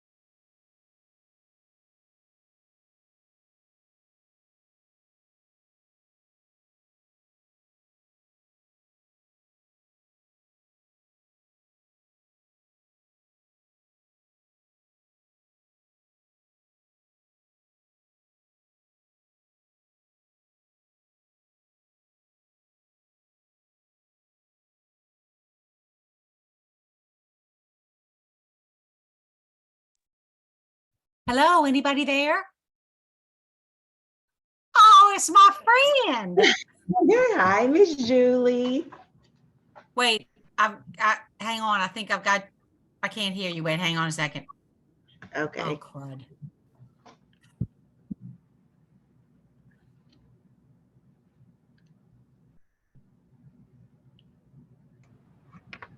Okay, Hey, now I'm Miss back. Julie. Hey, Michelle. Hello, Jess. Sorry I'm late to the party. Oh, I thought you was here. Okay. Oh, they have two Jess? No? Okay. Well, yeah, What? I do see. It's Jessica and Jessica? Well, I created the meeting and Siobhan was on it, so I had to join separately. So yeah, there'll be two of me on there. I wish. Well, surprise, surprise, I have a question. Yes, ma'am. Oh, wait, would y'all like to see me? Oh. Sure. Join the party live. Oh, there you go, Miss Julie. Hi. I'm actually working from home today because I stayed home to work on service procurement. I hate this. This is the part of my job I hate the most. Anyway, so we do have to go out to find a contract dietitian, and we have to go out to find the person. Well, actually, we've been contracting with this guy for 8 years now, but the man who does all of our NFCSP education and support group and all that stuff. But neither one of those contracts are very much money. Can we just do an RFQ for those instead of having to do the whole RFP process? Because they're less than $15,000. I see. So, and I'll have to check with Siobhan. I know you're still gonna have to do the advertising part. Yeah. And kind of go through the motions with that. But in terms of them having to submit the entire proposal and all that jazz, I think we can make an exception for and your RFP can be as concise as you need it to be, or RFQ, especially because it's such a defined service that you're looking for, I assume. Yes. Yeah. And I don't think that's a problem. So, but like, would you be okay with like essentially sort of like a one-page thing instead of having to submit all that? They're basically just submitting a quote for the services that you described. Actually, Jessica, we because we've got so much local money, we do have a couple services that we pay for with local money, and when it's just a small amount, we do RFQs. So we've actually already got a template that we use, and it's probably 4 pages maybe. I think that's perfect. So yeah, because as long as like the advertisement stuff is satisfied, the rest of that is going to be totally up to y'all. And I think that's appropriate. And we are still planning on, submitting to at least 3, bona fide bidders, sending out, the certified mail and everything else. We're going to do all of that. It's just that the paperwork, Yeah, no. And because I know that'll also just turn some people off just having to do that. Well, sure. Yeah. I don't think your basic dietitian, has an independent audit every year. Right. Right. Anyway. And and a lot of those people work, just for themselves with themselves only. So to put that on, that's hours of work. Yeah. Especially when you don't do it often. That is exactly correct. Yes. So yeah, and I'll double check with Siobhan and confirm that the rule doesn't say any different. But as far as I know, as far as our policy and Older Americans Act, I think that's completely appropriate and would be fine. Okay. All right. And we'll make sure that Siobhan also shares that with the fields, just in case anyone else may have that same question or concern. Yeah. Sure. And I'm going to send out the recording and the transcript of this when it's done so that everybody will, unless somebody tells me they don't want their question included, everybody will have all of the information from everybody. And I will next week have office hours again, so that if y'all have other questions y'all are going through, you can hop on and we'll try to get you taken care of. Okay, and you're working on fillable forms for us, I believe Siobhan said. Correct. Yes. So hopefully I should be able to get those to y'all by tomorrow.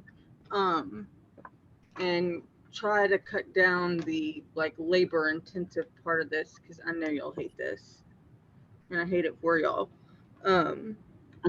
So let us know if there's anything else we can do to help. I think I managed to get all my questions answered earlier. So I think I'm in fairly good shape. Now we just have to, go through all the red tape. Right. Good thing is, once it's done, you're done for 4 years. Yeah. Yes, well, I'll be done forever. This is the last time I have to do this. No, I did not agree to this. I am protesting now. Why? No. I was just talking to my dad about someone that's going to shadow you for a while so they can get a good understanding of. Well, look, I am not Pat Jones. I am not going to work here till I'm 90. Sounds like Julie. She's amazing, but no, I've already turned in my resignation or my retirement date. Now it's not till next year. Reversible. I think we can go back on that. So I mean, you have been speaking of retiring, but I didn't know that you had a date. It's real. Well, there's two things. Okay. This organization has grown quite a lot since in the 9 years I've been here. Some of that's been my own fault. We opened the new center on Michelle, I sent y'all notification we were opening a new center, but nobody told us we could or couldn't, so we're opening it anyway. No, I told you could proceed. It was kind of broad, but yes, you gave me everything I needed. That's awesome. So yeah, you were in good shape, but I'm glad you knew it. So we opened that up, but I just kind of feel like this organization is now, I don't know, it's new blood is what it needs, And then the other thing is my children and grandchildren all live in other states. So I just need to leave here and move closer to where my people are. That's amazing. Yes. I just don't know how they're going to find someone that can, even if they had two people to fill what you do for that organization is, I honestly don't know how they're going to manage that, because it's just. Well, that's awfully nice for you to say. I will be that's being realistic, Julie. That's honesty, because that's we are all replaceable, all of us. We are, but with the capacity and the responsibility that you all have as directors, it's almost impossible for someone to just step in and automatically be ready to. Well, see, you all weren't here. When I got to walk in, they had fired the other executive director 2 months before. And I walked in on July 28th. On August 1st, received an email from someone at GOEA who's no longer with you all, asking when I was going to have my 4-year plan turned in, because it was due. I had been here for 3 days and nobody knew squat. Now looking back, I'm sure I probably could have just done that in my sleep. Now you're just an expert. At the time, it couldn't have been. Covington's grown so much over that time too but I'm constantly bragging on you to my parents, because my dad says he sees y'all's transportation people everywhere and y'all's meal delivery people, and I'm like, yeah, no, they're awesome, and they are everywhere. How many senior centers do y'all have now? This will be the 8th one. The one we're open next week will be number 8. That's awesome. Yeah. So that is awesome. Well, I'm really not happy about this news for us. I'm super happy for you. All right.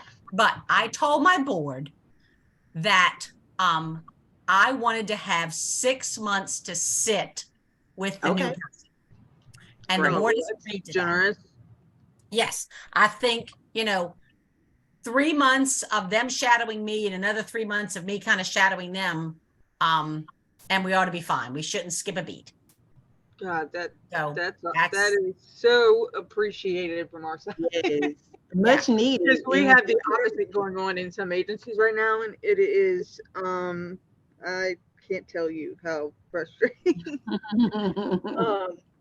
Because we can't teach like what y'all do day to day or what y'all do people wise. Yeah. Like we can teach how to do the finance part, the reports, but like that is like so much of it is just your innate ability, and there's not a lot of people like that are in kind of like your caliber of that we can throw anything at you and you'll handle it beautifully. So it's yeah.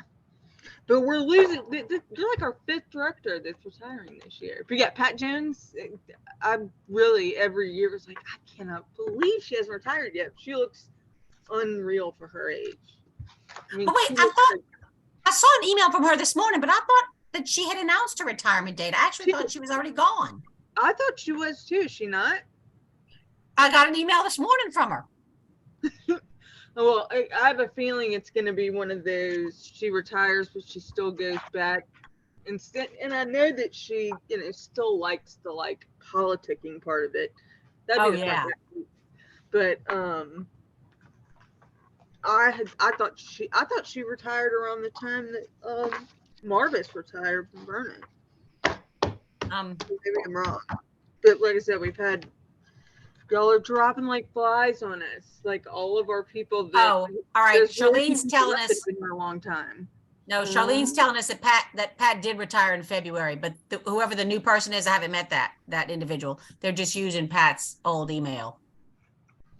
Yeah. Anyway. Lori says she doesn't have anybody to shadow. She's learning as she goes. It's not easy, but she's doing it. And you're doing the best you can with very little guidance. That's how most of us, have done it. But we're one big family, Lori, so we're here for you. All right, well, I'm gonna let us know if you have any other questions, and congratulations, much deserved, and we'll see you before. Oh, Jessica, it's not until next year. We got a long time. Don't worry. I mean, you think that sounds like not a really, long time, Julie. but it's not that long. All righty, I'm getting off. I gotta go work on service procurement. Okay. Bye. Have a good one for your Thursday. Bye. Let's see. Okay, so she did retire. Okay. Yep, family first.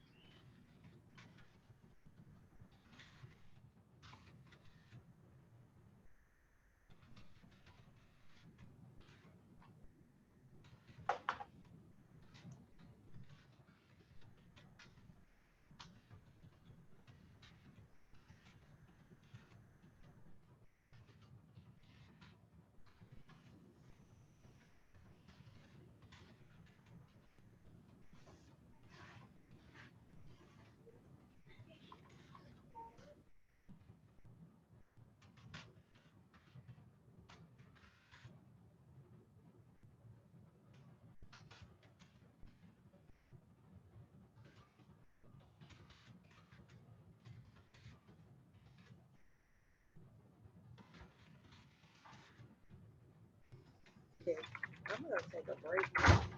All right. Thank you, Jane.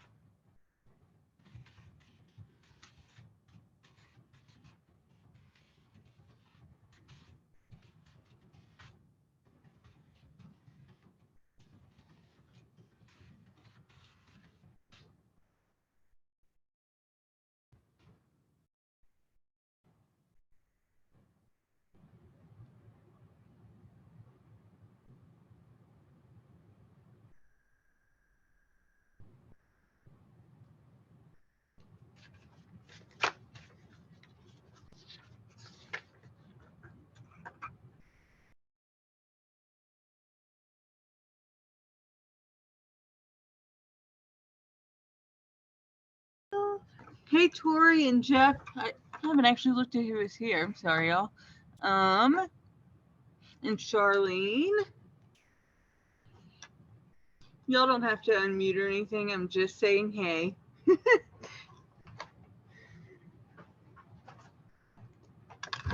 Because it's been, I guess, a little bit since we had the needs assessment survey.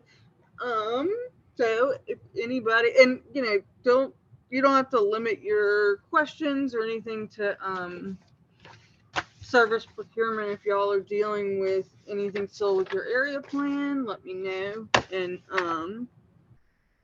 we will handle it. And I think I said earlier, but I'm not sure if I did, that next week I will hold office hours again.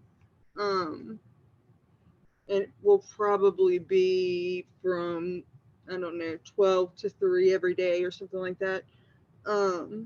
So that if y'all have questions while y'all are doing, getting into the service procurement thing, you can hop on and ask.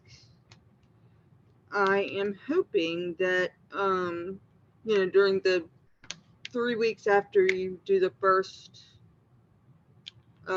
advertisement, that it'll kind of give y'all a little time. Like, I didn't want y'all to feel like we were just kind of throwing all the service procurement stuff at you and expected y'all to be done by next week. We'll just take it one phase at a time.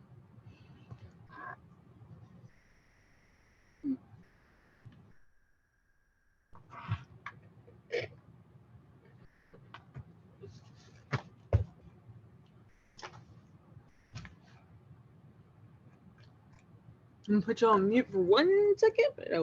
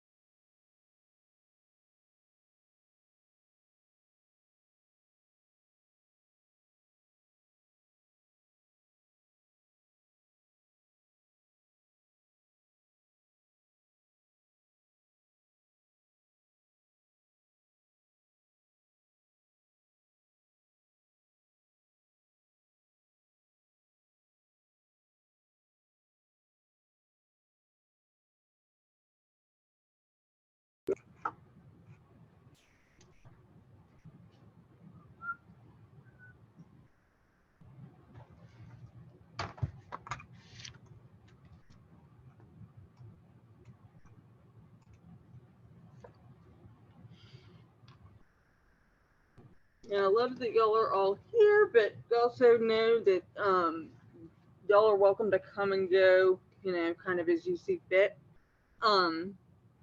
If you don't have any other questions right now, you definitely don't have to waste your time with me.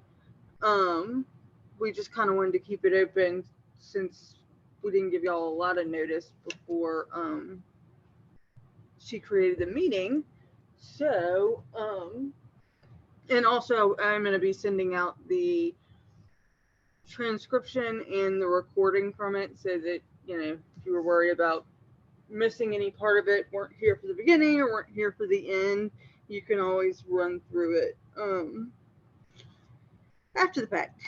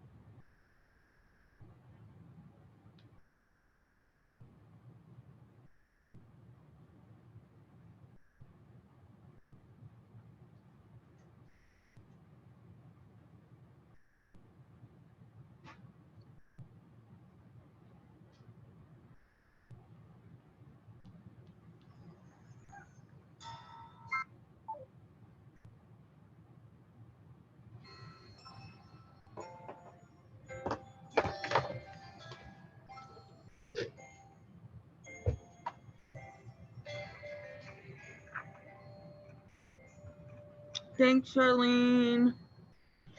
Thanks for taking your time and coming to do this. We appreciate it.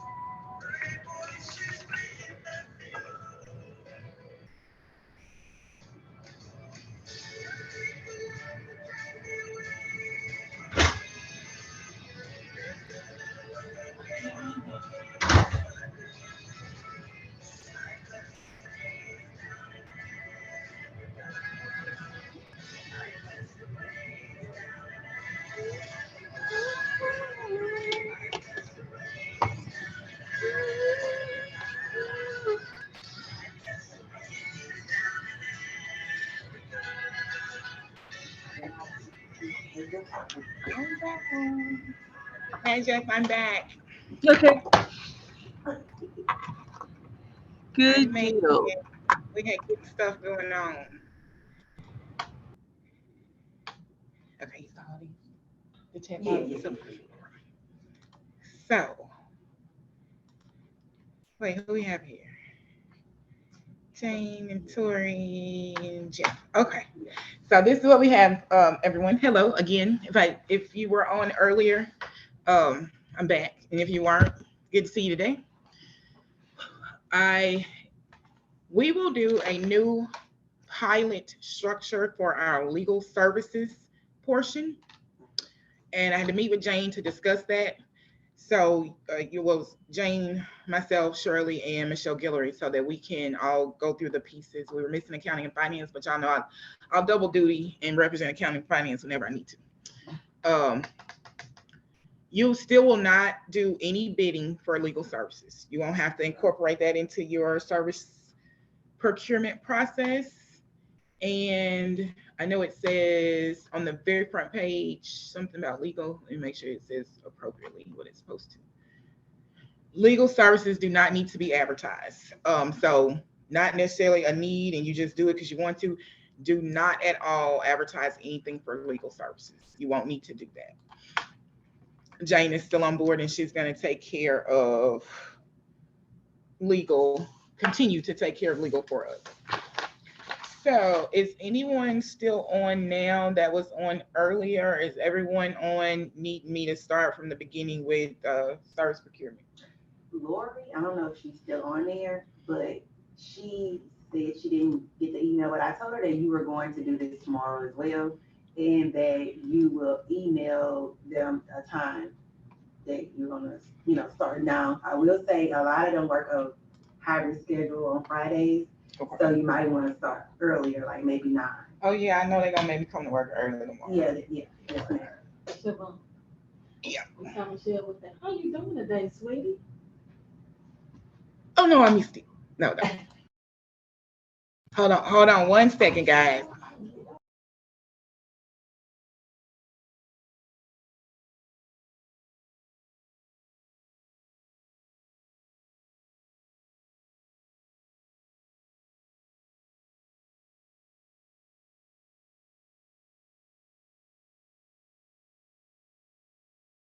So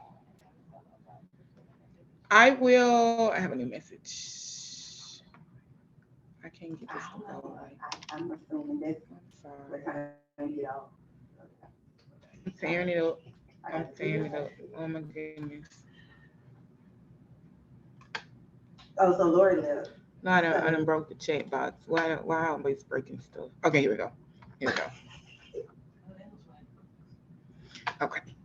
Thank you, Jane. And I don't even know how to make it go. It's teeny tiny screen. I'm trying to. Okay, I seen it. I seen it. I sent the screen.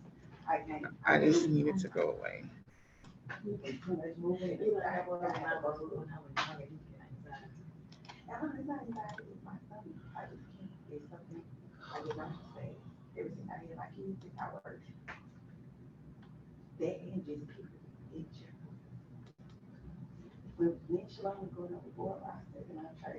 I just don't understand why I can't make this go away. Jessica, I moved the chat box and I can't make it go away. Can you come fix it? It won't go away.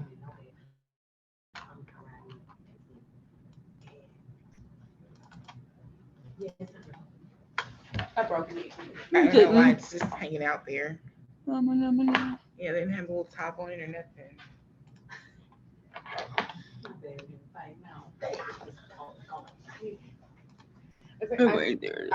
I need to call OT. I need to call OTS to figure out why my Zoom application doesn't Mine doesn't work either. Yeah, it must be them. It's because they have to do the update because you've got to sign into your thing. So mine had been updated like 4 updates now. Why? OTS and ain't OTS no more. It's a delay for me to receive email. Yay, okay, just fix it. Okay. You can do it back. Okay, cool. So pick up where I left off. Great. Yeah, we're gonna rock and roll the rest of the evening out with a little service procurement updates. So the notice I sent out today, I'm gonna send it out again. But when I email you all, I routinely the contact structure we follow is to notify the directors and then have the directors notify their staff. Have the directors notify the staff at their own individual agencies of what they need. If there are staff members that we routinely contact or I've had recent email communication with, sometimes your names will pop up, so I'll be able to add those individuals. And then within our office-wide listing, we will maintain 2 individuals for each agency: name, contact phone number, and email address. So when I send out the Zoom notifications, those will be the only individuals that will receive it. And I took my time to review and update and remove any email addresses that needed attention when I sent out the service procurement will commence email. So I will always go back to that and reply all, delete anything obsolete, but so that I reach all of the recipients that I reached the very first time I sent out the service procurement. So I wanted to make sure I said that so that you guys that are attending this Zoom session, please share it with those staff members that you feel should sit in and learn and listen to this information about service procurement. Once I get everyone situated with rolling on service procurement processes, we will move into new director training, because this is the very beginning of an area agency on aging getting through a fiscal year. And I'll use it as my starting point. It says, once upon a time, when there was a decision made, you had to have a plan, and then you had to procure services in order to make this plan work. And then you proceeded with moving on and engaging operational actions to put that plan in action. And that's where we'll leverage. That's how we'll introduce a new director training so we can get started back on that track. So please be very friendly and open to sharing the Zoom link to any and everyone in your agency that you may even just you may ask them to assist you with doing something service procurement. They can join. This is open to anybody in the agent network that just wants to know what's going on, not just so much those who are actively doing service procurement information, because it covers a broad basis of all things and why the area agency functions like it does. Also, the main thing why y'all have two names all the time: area agencies or council on aging. We will be very, I know it's we as in GOEA communications, the things that we do here, we will be very disciplined to refer to your agency as an area agency on aging when we're doing area plan and service procurement, anything, because this is the part of your agency that has to do this. And this is the one time where we have to be very specific about what we're doing and how we're doing.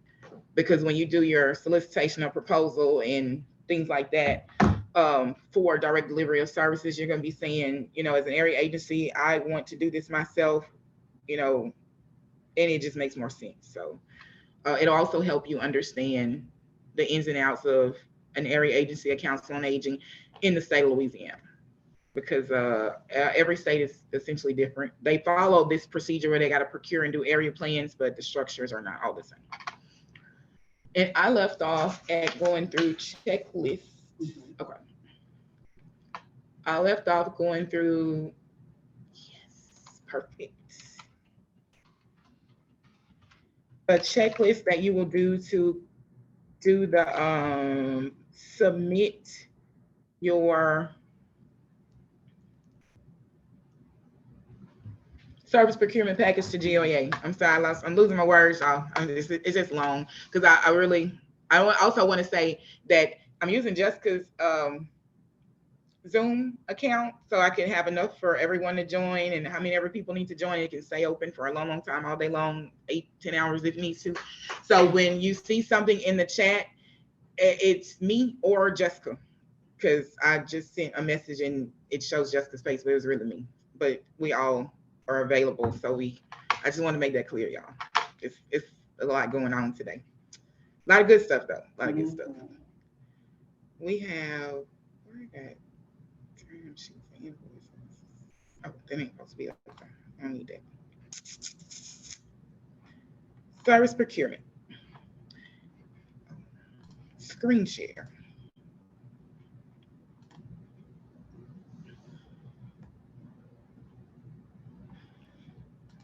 My face all on the screen looking like a totally child.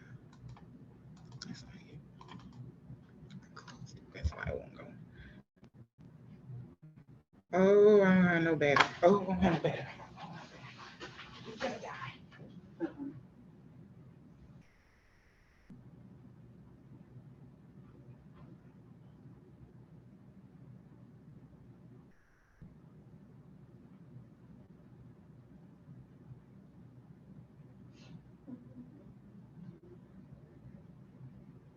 I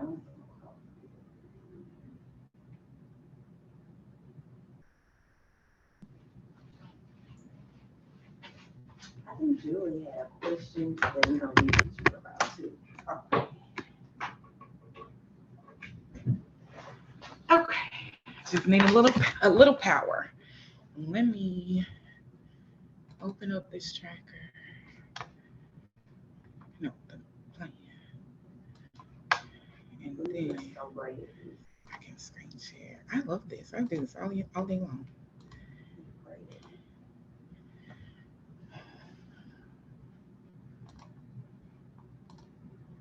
Just it won't let me see my screen.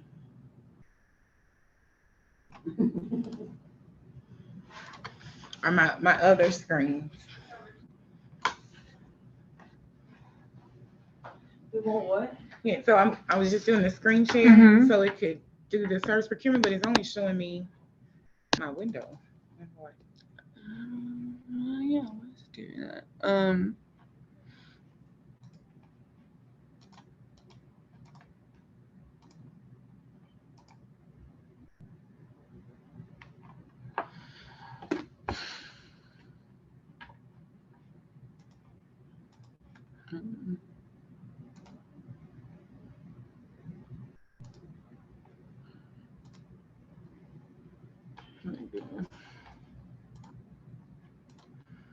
Still not doing it. Well, So if I do entire you can screen, do and entire open it, screen and just maximize it.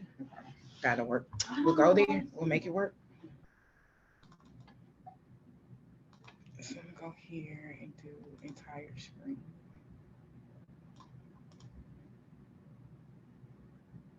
Share. Okay, are you guys seeing the none of you? Are you guys seeing the service procurement document? Yeah, it's up. Okay, perfect. It's doing something a little funny for me. So to pick up where I left off, that's Miss Jane gave me that feedback. We're gonna go to page 15 and 16. So I gave a quick review of 15 and 16. These two pages give you a direct short list of everything you need to submit for your service procurement package everything you need to put together for your service procurement package to submit to GOEA. A AAA that is not seeking permission to direct deliver any services must submit all of these items listed below. Now, this more than likely, because of our structure, this would be allowable if we weren't necessarily structured as so. However, this would only apply to the multis in our state, number one, because every single parish area agency on aging must do their own information and assistance services, case management if already LDH certified, and then outreach. So the first one is part of what the multi-area agencies on aging will actually utilize to say, I'm not direct delivering any service, not even INA, but I have these providers in each one of my parishioned service areas that will do it. So in Sinlaw, she's got Rapides and Avoyles and Allen and all of those individuals under her, and up north, Madison, Tensall, all of those parishes are going to do INAs for each of their own parishes and report them back up to Sinlaw, their administrative function, and then she will pay them for their services. But for a single parish, multi, Beauregard, Vernon, Terrebonne, Jefferson, you guys would not be using number one at all.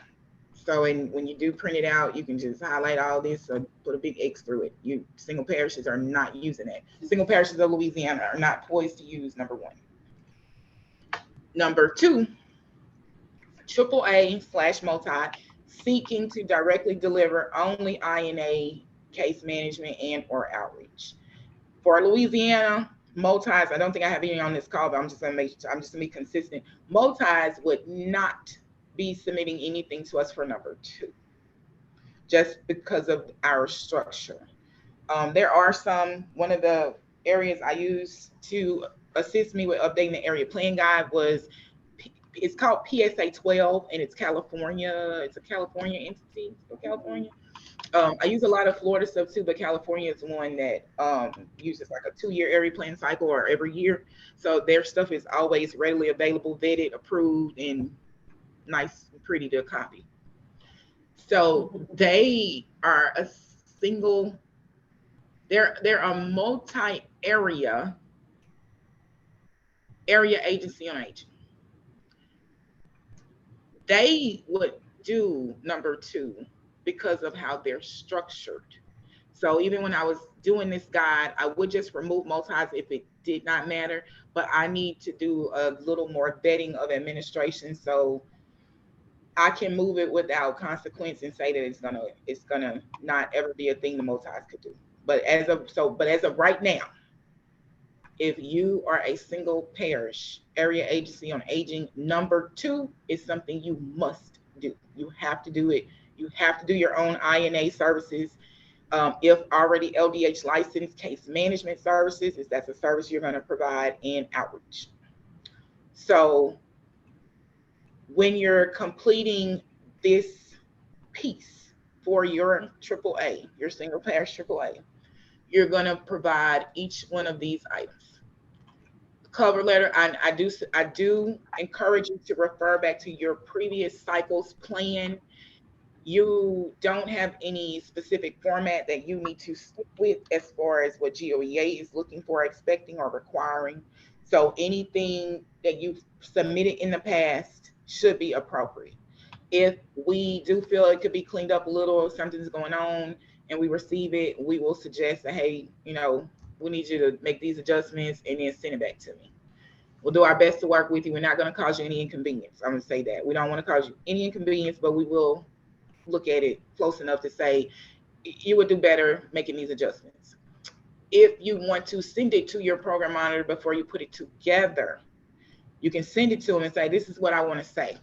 And then before you even get the signatures and send it to us officially, we can say, that's excellent. Keep on, move ahead with it. Or you could leave out this piece and you still meet our requirements. We will do that for you. That's not a problem. So you have your cover letter signed by your board chairperson stating that you are seeking to direct deliver only information and assistance, outreach, and if you have an LDH license, case management. I can tell you now, there's only one parish in this state that has an LDH license for case management, and that's the only parish we will approve. But this language comes directly from the Older Americans Act. There is no amount of vetting or kicking and screaming I could do to remove the asterisk case management from any of this information I'm showing you today. Any other guide, even in our policy manual, it states that. If you are not this parish, you cannot do case management. So please do not request it. Because you can't, not in this process, because you cannot use your federal dollars to support this service. If you were this parish, you would know for sure. So if you are not sure whether or not you're this parish, you're not that parish. And I would tell you the parish, but I don't want to cause an uproar. And I just think it's an obsolete piece of information. Not even that parish doesn't do it anymore. So no one should have case management listed on their documentation. For procurement, you can use your own money, your non Title III federal dollars to do case management if you would like to, but it's not something that GOEA would monitor, manage, audit, review, pull. We can't even give you guidance on it because as of May 11th, our whole freestyle year ends. So it's just not a service that we need to focus on or change anything about. Exhibit 2. You will complete your Exhibit 2, which is in this guide. It says Section 1. So if you have your table of contents page, Exhibit 2 is going to be on page 14. And you would use reference page 14 to see what Exhibit 2 looks like. But again, I will be providing you with an Excel document so you can better utilize Exhibit 2. Exhibit 2 will have your dollars and cents and funding information that says, this is how much money I'm putting into this service, and this is the number of units that I intend to put in this service. And there's a column that says AAA will direct deliver this service. You're going to check off on Exhibit 2 for this section. You're going to check off AAA direct deliver in the INA row. In the AAA direct deliver column, you're going to put a check mark, and then you will do outreach. You'll do outreach the same way on there. You will put your funding on there, be your Title III funding amount from last fiscal year, and then also put the number of Title III units you intend to have provided for the fiscal year. Your total amount of funding that will be on Exhibit 2 is what you expect to budget in total for outreach. Again, these are just estimates. This just shows goodwill and due diligence that you are aware of the needs of your area. So if you are picking up the same figures that you budgeted in your fiscal year 23 budget and putting that on your Exhibit 2, that is totally acceptable. And Section 3 that's referenced here, it's one of the checklists. I probably have to go to that page so you can see it. Section 3, it tells you, guidelines for directly providing information and assistance services, outreach, and case management. It's just a little summary spiel that says, to do this service, this is what my plan will be. This is how I will get this service provided. And it's on page 20. So I'm gonna go back. I'm gonna go to page 20. Not page 20. Oh, yeah, my page numbers are all supposed to be page 24. I gotta fix it. That ain't that terrible. Okay, I'm gonna fix it. So page 24 of this document, it could be, yeah, it's 24. So on the Section 3, you'll have the checklist included. So first you had your cover letter, then you had your Exhibit 2. Then the next page is this Section 3 checklist, and where you're gonna, and I put the little boxes on there so it'll help you. I did this already, I'm checking it off. I did this too, I did this too. You can either use this form, if you have an editable Adobe, shift these words down, enter it directly on this form, or you get you a blank Word document open and copy and paste. Such and such agency intends to provide information and assistance services as listed below.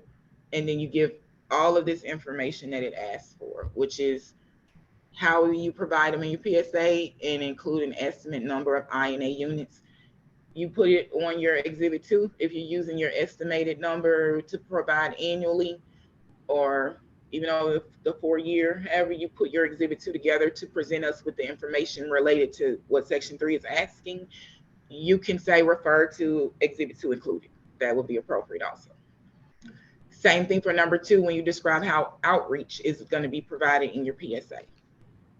And then offer the estimated number of outreach units with a written sentence on this form in a Word document, or refer to Exhibit 2 provided, and it'll have that information on there that you're budgeting. Case management, it's still there, y'all. It's just there, but I'm skipping over. We don't need it because no one will be able to provide the service. So that was 24. Let me go back to 15. Okay, then for the next one, board resolution signed by chairperson authorizing subcontract agreements. Now, we have the sample board resolution in here for contract approval.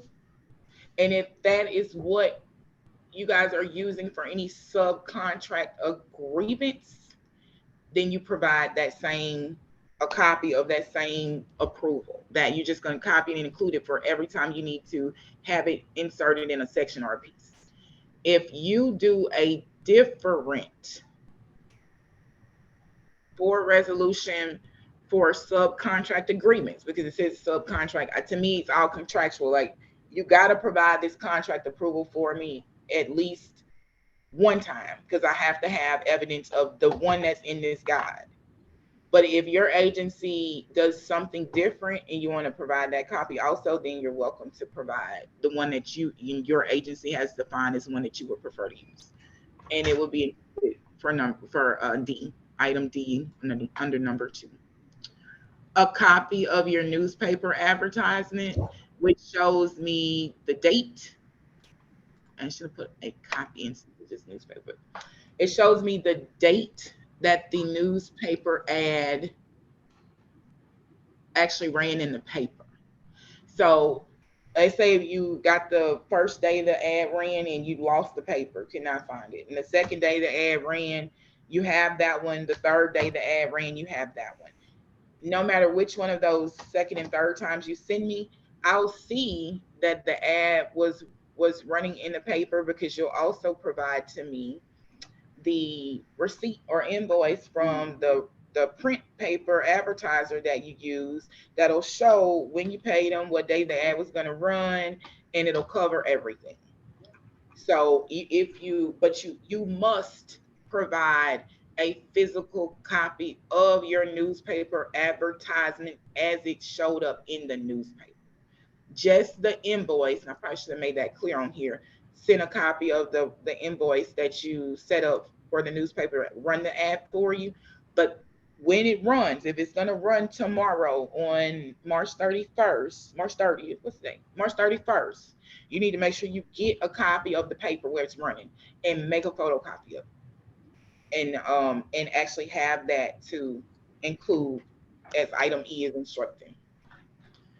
A copy of the written notice mailed to your prospective providers.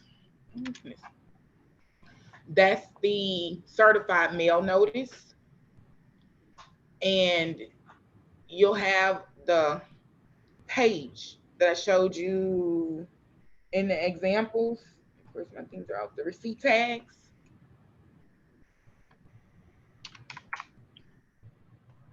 You have these that you're providing as a record of certified mail return receipts.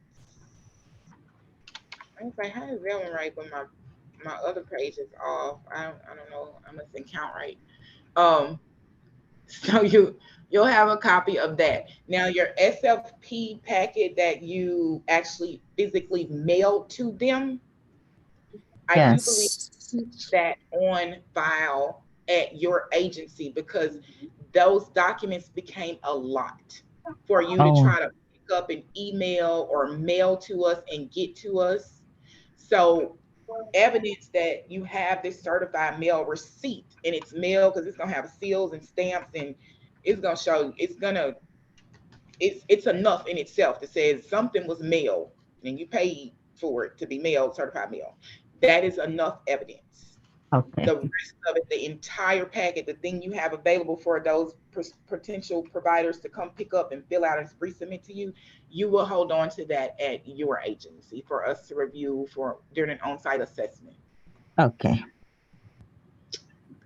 I want to go back to the 3D example just for visual, which was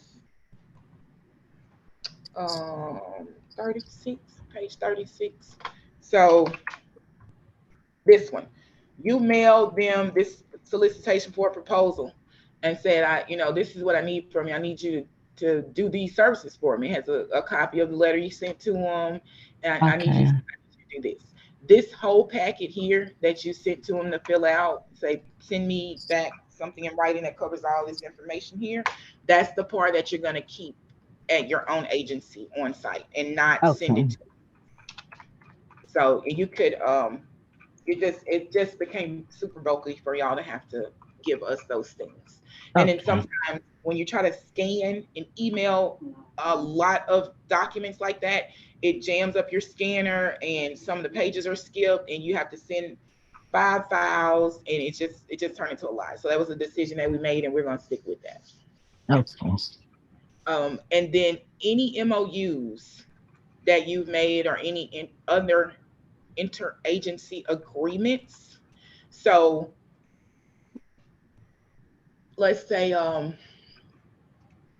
you have a 3D health promotion and disease prevention provider, HPDP provider, that is going to do your services at no cost, and all you have to do for that is an MOU.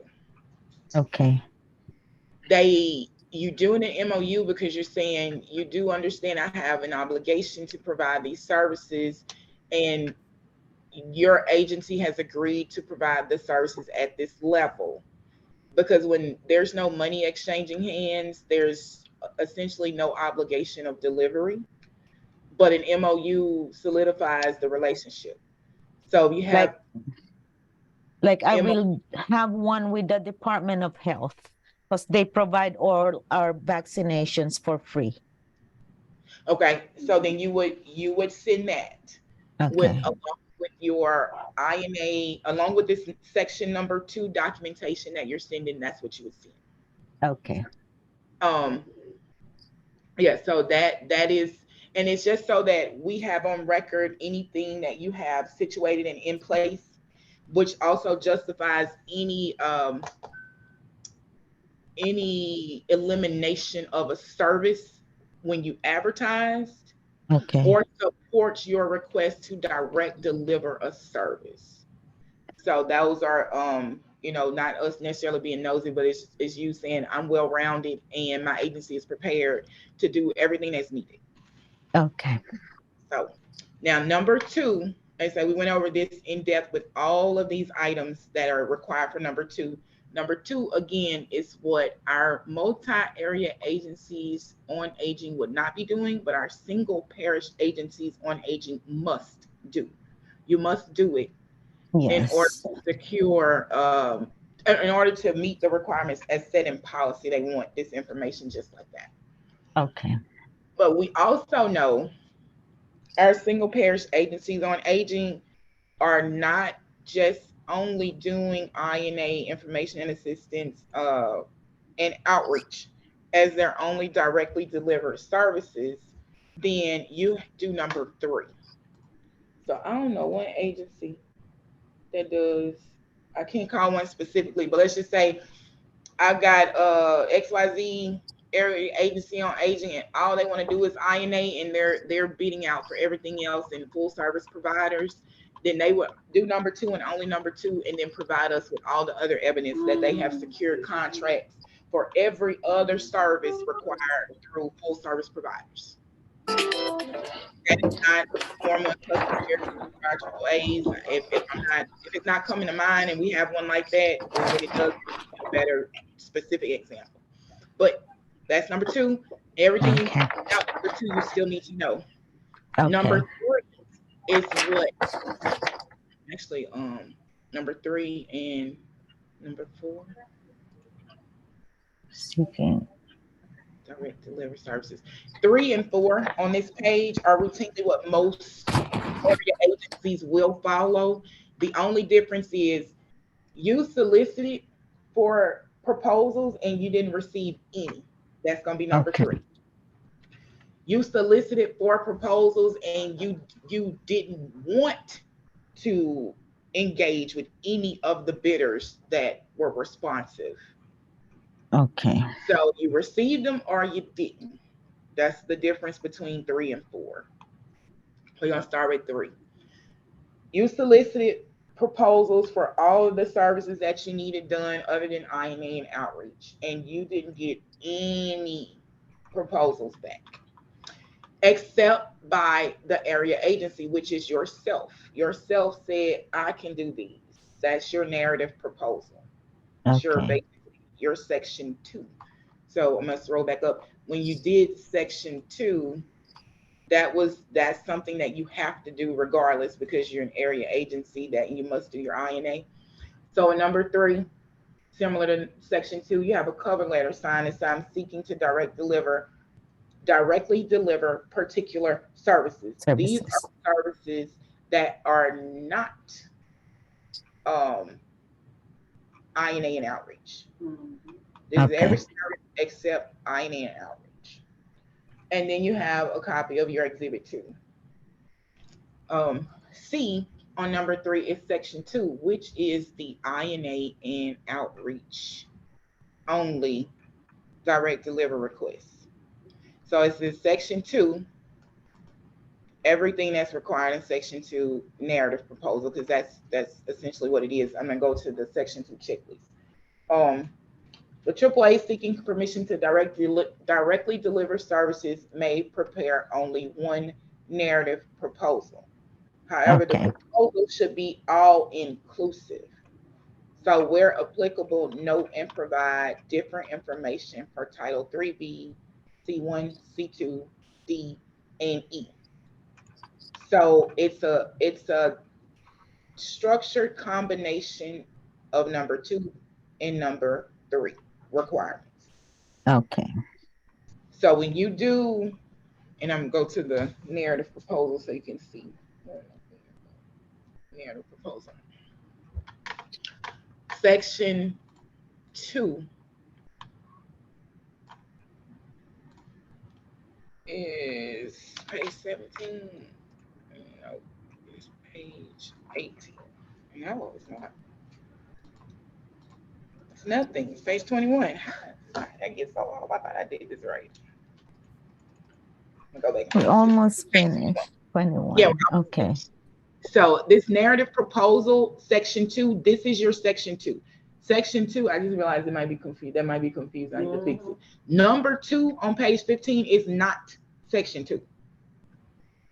Section 2 is section 2. I will go back to 15. I want it to be clear. This number 2 tells you which section to submit. This is not section 2. This is just number 2 on the list of procedures for completing. So I wanted to make sure that was clear. What page is it? 21. This is section 2 of the guide. Section 2, narrative proposal content. So remember, we're on number 3, and you're requesting to direct deliver all these services, which are other services outside of INA and outreach. But on this narrative proposal, when you talk about what you're going to do and what you want to do, selection criteria, how you're doing this, targeting, client follow-up system, note all of these questions on here come straight from your area plan. They're very similar. I say straight from, but they're extremely similar to the plan. You would go back to your area plan information, copy and paste your hearts out, and put all that stuff in place where it wants to go. Because this is what this is. It's asking you about your service methodology, evaluating and monitoring, all of this stuff. I try to make sure you use very similar wording so you can redirect right back to your area plan and grab this information really quickly. So in this proposal, you're welcome. Well, I want to look, duplicating and copy and pasting should be what you go to complete most of these every 4 years. Within this document, and it's asking about outreach efforts to identify eligible residents. I'm trying to find in the service area, services requested, targeting, reporting capabilities, component of service, how each service is to be provided. I'm gonna fix this too. Explain how each service is to be provided. Under service delivery methodology, this is basically where you'll put information about your services. You say transportation will be provided 5 days a week. This stuff is probably written in your area plan the same. Each service methodology, you're gonna copy and paste each service you intend to deliver. That is where you will cover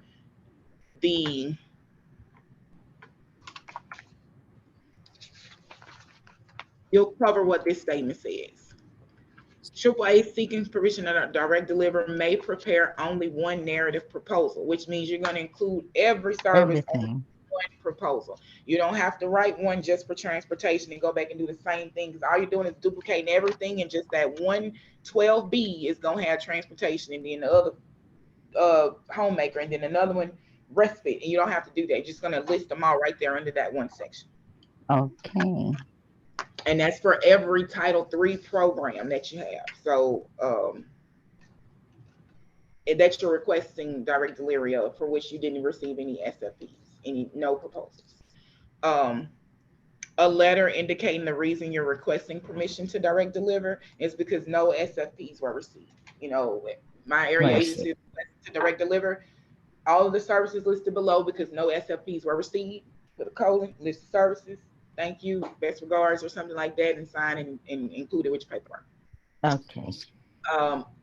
You have a list of services to provide directly. That actually goes, you can put that in the letter, not doesn't have to be an actual separate list. But if you want to provide a separate list, you just put it in the letter. So these items are things that you need to include, but not all specifically separate documents. Okay. And section 3, again, it's like section 2. This is not this 3. It's actually section 3 within the guides. Guideline for directly providing information and assistance and outreach and case management, which is the same thing as up here. So this is where number two started here. It didn't have any of these, and then number 2 went straight to F. So when you did 2 for INA, if this was something you were going to do, you're still doing all this. It just kind of rolls into number 3. Okay. And multis would only do this number 2. That's all they need to do. But single parish area agency is going to overlook number 2 because you're going to get to do it. You're just not going to do it like multis. You got to do 4 steps. This is where number 2 rolls back in. You're going to complete section 3, tell us how you're going to provide INA services, have that checklist included. Even though it says here one narrative proposal, this is slightly different. You're telling me about your service methodology. You're probably going to mention INA and all that stuff, but you're going to need this checklist and tell me exactly how you're going to do INA specifically and outreach specifically. Section 4, it's another checklist. Directly deliver services for which no other applications are received, except for from the area agency. I missed the word for. Except for from. Except for. Yeah, except for from the area agency. So every area agency, I got a double comma here too. Every AAA needs to submit SFP to their own self. This is what I want to do. I want to be in on this too. So you're preparing your own proposal to do a service that they might try to do component services for. Like 3B. Transportation, 3B. Yeah. So you may want to say, I'm going to do transportation. I have the vans. But I also want to see if someone else, another provider, can do this transportation for me also. So you have your own proposal, but you did solicit. You wanted to see if there's someone else out there that just want to take over this, and maybe you'll redirect your efforts, and maybe you need dual help. Maybe you got, Lower St. Martin Parish, you got an upper and a lower.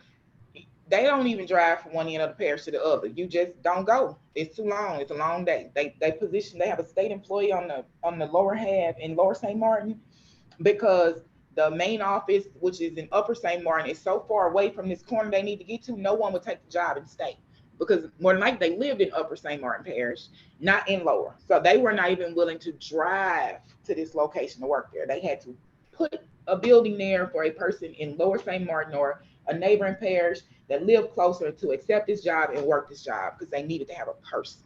So you find yourself wanting just to cover your bases, then you need to be applying to your own SFP to say, hey, GOEA, I received some proposals, but I still feel like I can do it best. And when we take a look at what you reviewed and evaluated, then we're going to say, okay, well, you can proceed because what you have determined is accurate and it's supported. Okay. So you're doing this for your own agency as well as receiving from outside agencies. That's what this except for from the AAA means. So section 4, and go to 21 and keep counting, huh? That's a narrative proposal. Let me skip past this one. Section 4. Section 4 again is another checklist, just like section 3 and section 3. Section 3 was for INA, and we just describe how INA will be delivered, give a little spiel, include an estimate, and you're all set. Same thing for outreach. You're all set. Case management, just ignore it. Okay. Section 4, another type of checklist. This is to make sure you have everything needed for when you want to direct deliver services because you didn't receive any solicitations for proposal back. You got your cover letter. Remember, in the list that we're doing, it covered the cover letter already. This checklist is not designed to have you do the exact same thing over and over again. The guide was structured like that, but not what I'm offering you. So Okay. the cover letter was covered by letter A in number 3 when we were reviewing it. So it's okay. Signed by the chairperson. The resolution, that's covered. A copy of newspaper advertisement, that's covered. A copy of the written notice mailed to prospective providers.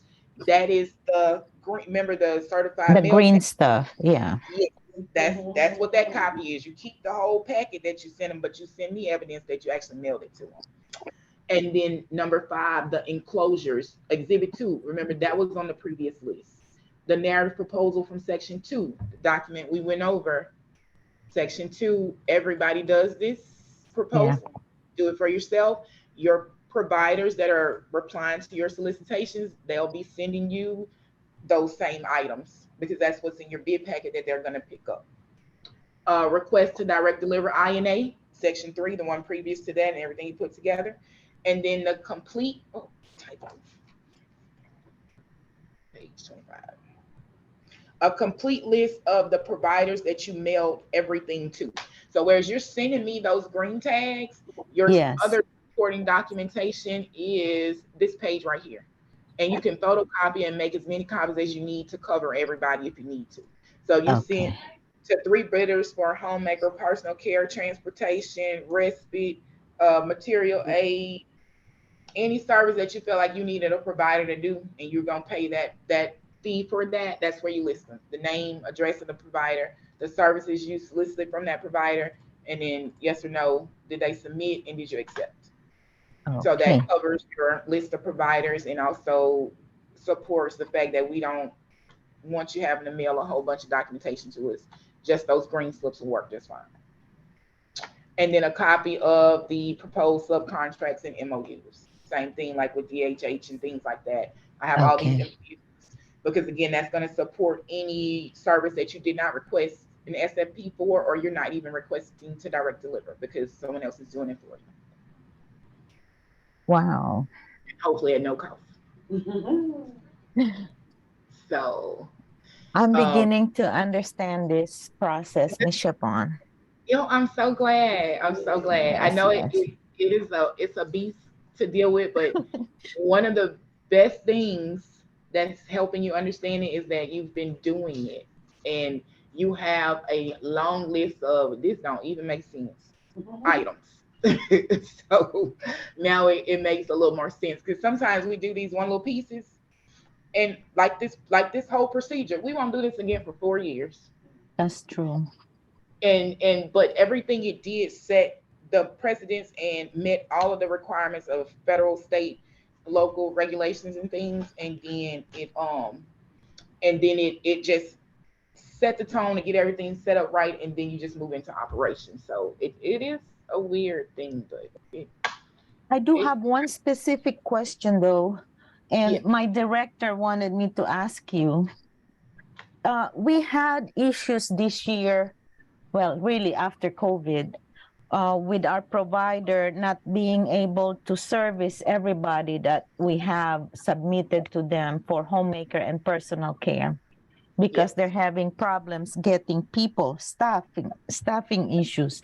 He asked if we will be able to hire or award bids to 2 providers instead of just 1 for the same service.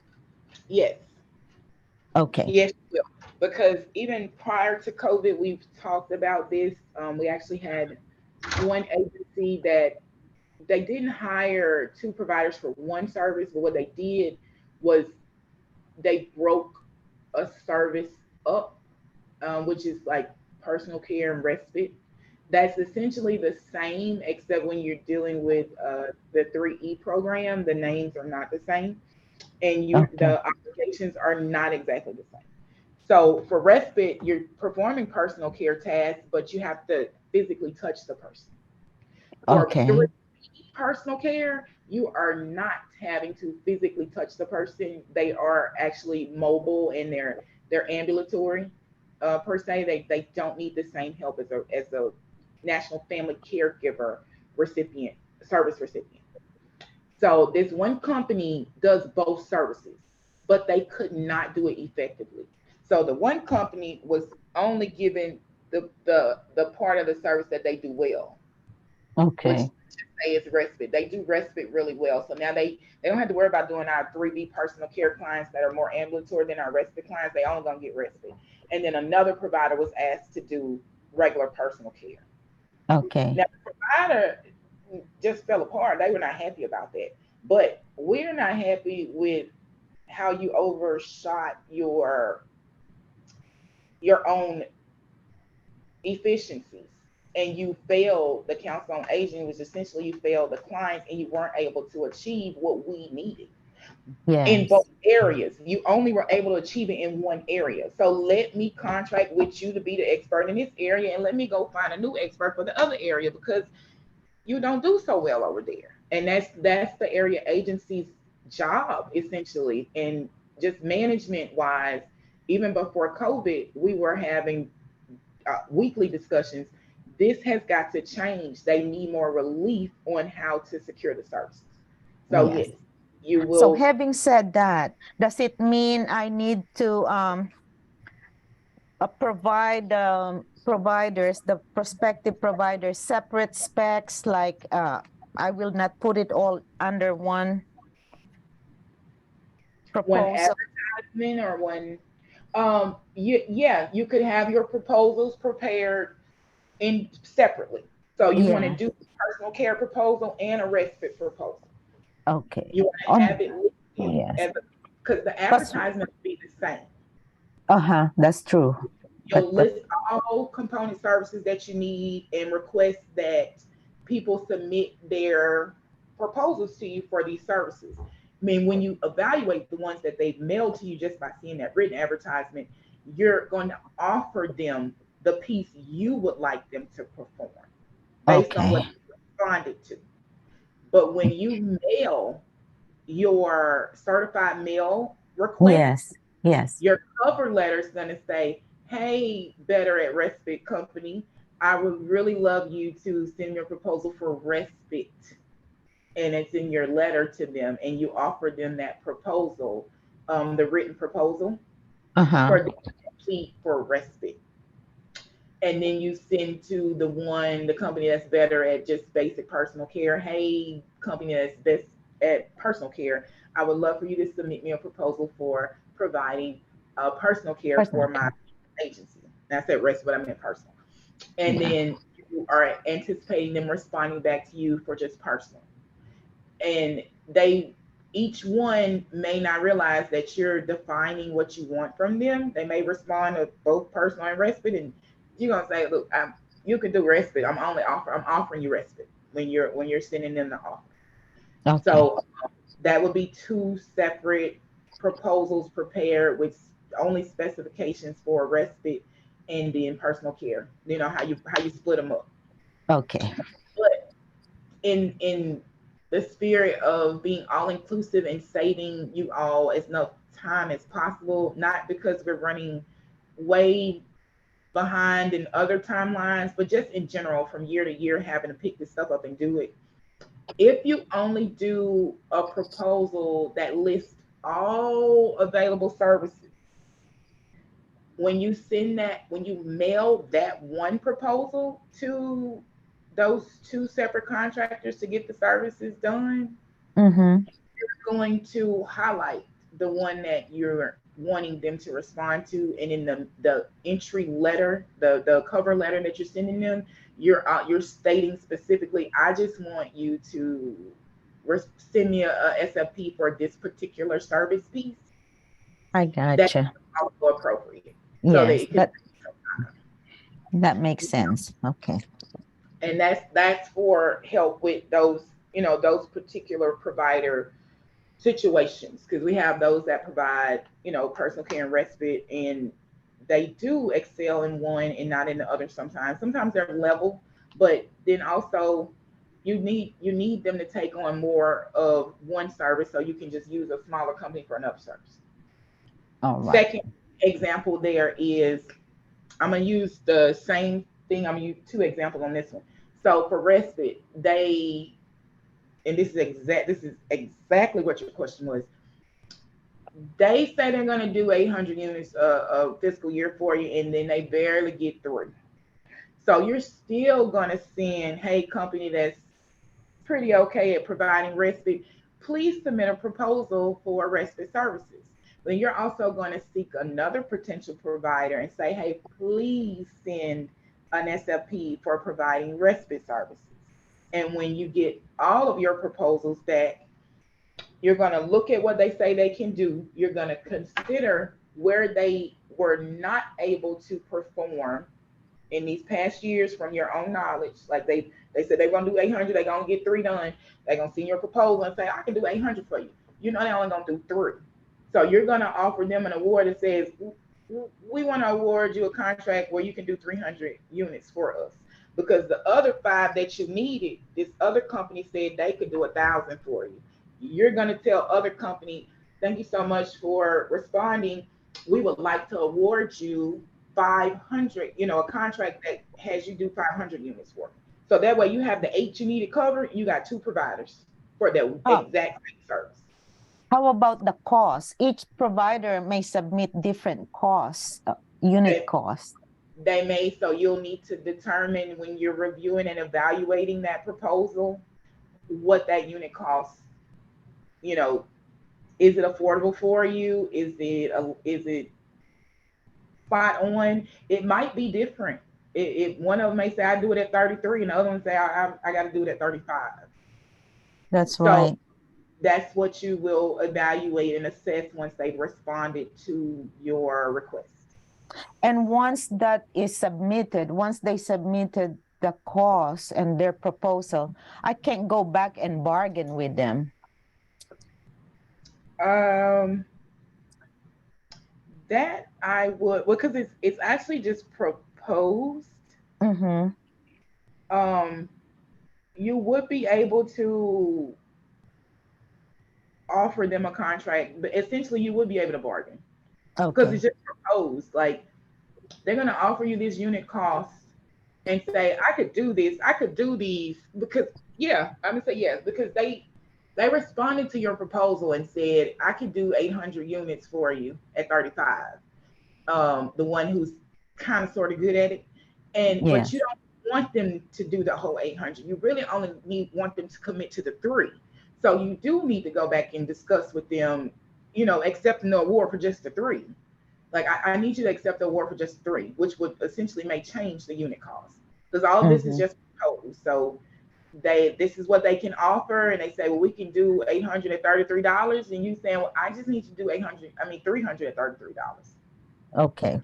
Okay, we'll win the bid. So, but I will look into that more specifically for you on how you solidify the contract, because I don't think that's anywhere in this documentation. Before actually setting final and official awards for those units. All right, ma'am. Sounds good. Yeah, this will be the first year that everyone will be able to procure and secure multiple vendors for one service. Yes. In this manner, because it's really necessary. Like even for meal services, one company does really good with getting the food delivered to the seniors, home delivered meals, and the cost is, affordable. And a lot of our agencies don't want to do that because it removes the drivers from delivering the meals to them and seeing them. But I think you have to assess, though, the necessity of getting meals to those in rural areas. You can add them to your service get the meals to those in rural areas, and then you can still send drivers out to go and see those individuals that are really rural that you won't, you're not servicing them because they're so rural you can't add them to your route.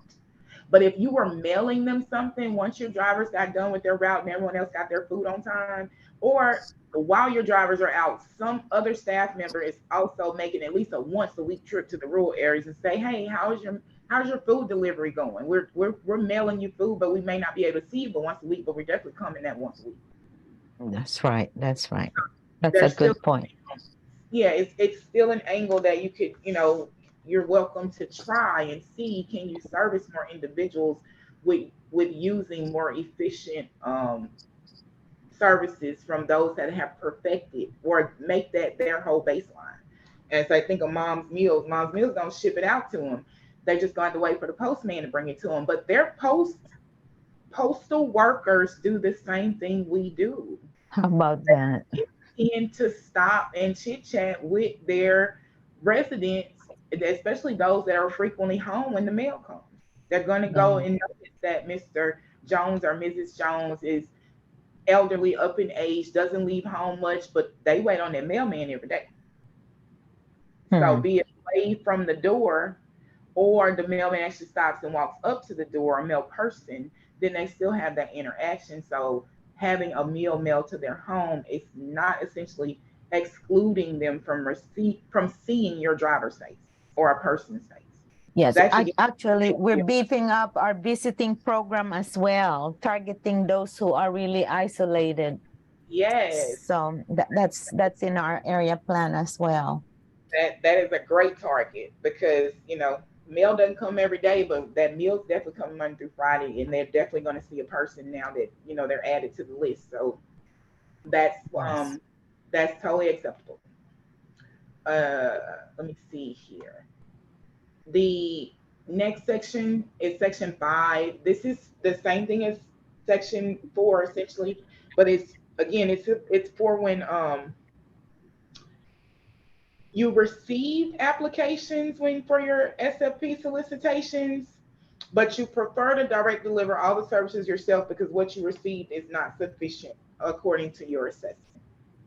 So it's the exact same stuff as 3, because you're only going to do one of these things. You're not you're going to do either 3 or you're going to do 4. All right. Everyone has to do, well, the multis do 2, but you do 2 within your 3 or 4. So you're going to have one. Either you're going to get some SFPs or you're not. That's true. So you do 3 or you do 4. Once you determine which one you're going to do, that's the one you follow. Okay. So 4 is essentially the same thing. It's just that you decided you want to do this because the documentation you receive, the proposals are just not cutting it, and you just want to go ahead and do it on your own as an area agency. So again, the cover letter seeking to direct deliver particular services, the resolution, newspaper advertisement, the green slips, copy of the written notice mailed. You'll have this checklist with all the information showing, just like on the previous one. Yes. And then your own area agency's response to the solicitation for a proposal, which is basically your own narrative proposal. I don't think it was written like that on this other one. But if you were responding to a solicitation for a proposal saying, I can provide all these services and I'm gonna do it like this. Basically your narrative proposal. That's what that is. Okay. Your own, this is what I plan to, at this dollar amount, at this cost, this is how I'm gonna provide this service. Okay. And then you have your evaluation forms of all of those entities that you said are not going to cut it, copies of the proposed denial letters, because you need to write, because remember, this is for when you received applications, you just decided they weren't going to cut it and you were to do it yourself. Okay. So that's right. Denial letters. Different items are here. Actually, it's just these 3, the proposal, this one right here, I'm sorry. So it's your agency's response to the SFP, proposal evaluation forms. That's when you pulled it out and reviewed it and say, oh, I got you know, they 2 points here because they submitted the resumes as requested. All of those other tools that we have built in, the ones I just could cleaning up a little for us, so they're more usable, user friendly. And then the service provider analysis, comparative analysis form. Let me see if I can show you those. I'm gonna click real fast through this thing. Beat evaluation form. This one, they got points. Did they submit your resume like you asked? You get 2 points if they did. 1 if it just didn't look so well. 0 if they didn't include it at all. Job titles, reporting capabilities. Like this is what everyone is graded on, including yourself. Grade yourself on these. That they send you evidence that they have articles of incorporation, they have an operational license if that's necessary for what they're doing for you, or a chart. And it tells you exactly, give them 2 points for this, and if it's not included, they get 0. And then you get a total score for each page, and then you're good to go. Okay, I think I can move forward from everything you taught me today. But that doesn't mean I'm not gonna need your okay before I send anything final. Okay, well, good. And if you, even if you feel you don't need it, and then you second guessing, like, I want to kind of run it by Nina, then that is totally fine. We're all prepared to do it. And say, my staff and myself, this will be our first full service procurement from start to finish. Well, area planning and service procurement from start to finish. Oh, wow. The same for me, ma'am. That's why. But I do appreciate having you all there as our backup. So good. I feel good, and they'll feel good knowing that we, you know, hitting the ground running. This documentation is not making you guys feel nervous or pretentious, and you're comfortable saying, I'm gonna give it my best shot, and we're gonna keep it moving. Yes, definitely. Okay. We're gonna give it our best shot. And thank you for staying with me and explaining this to me. I will give our accountant the Zoom link so she can listen tomorrow, because after all, she's gonna handle all the budgeting and unit costs and unit numbers. Okay. Okay, if you feel that will be beneficial for her. Yes, that will. Okay. It will be beneficial. And I also know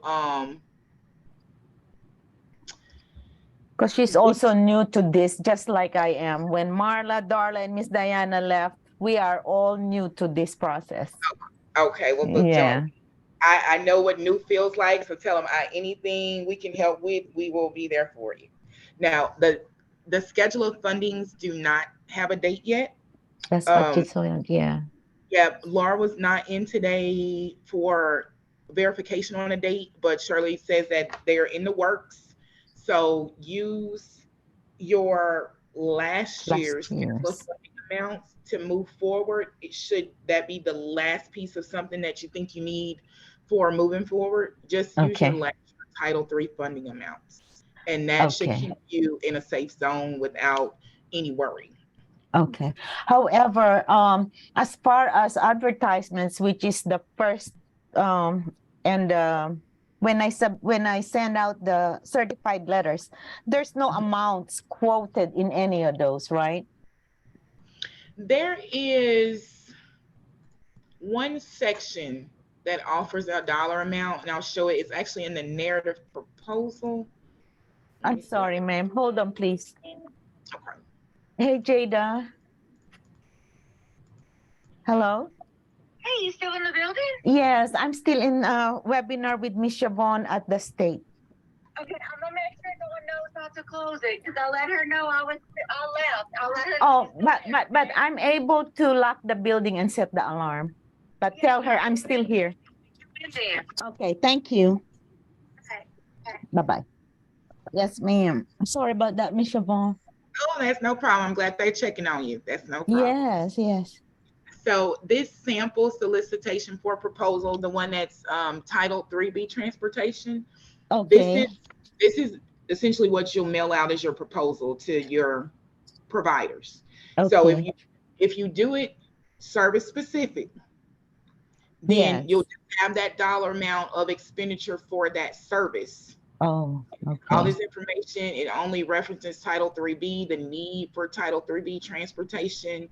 And then let me go back up. I tried to make sure I highlighted where, which I didn't, for whatever reason, not showing up there. Doesn't show up there as a dollar amount. There's a little box. It's just one little place. Okay. Budget. Under the budget section of your proposal, estimated Title III-B transportation funds each year.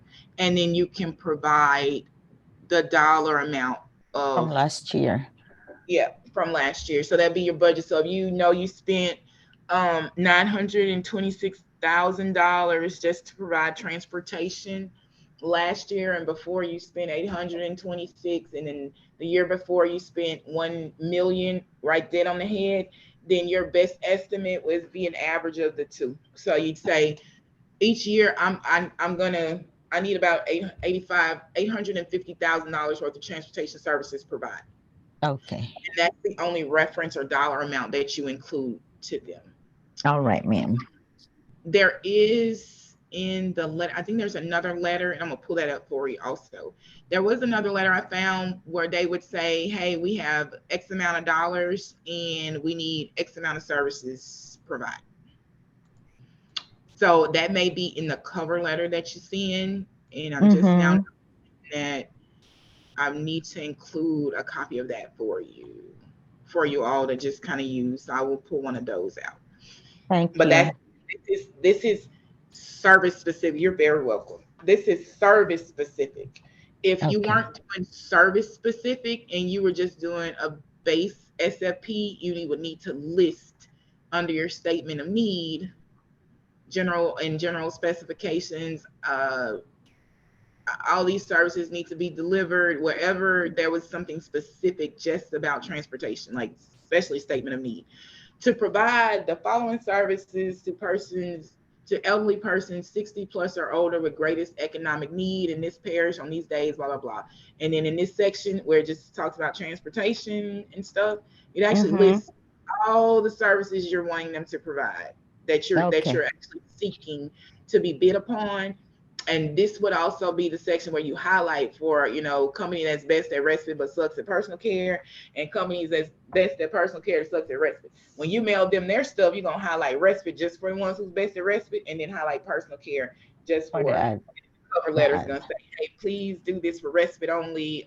That's what I'm soliciting you for. Something like that. So it would expand if you do one all-inclusive proposal. It'll expand this page out, and it probably turns 2 or 3 pages on its own.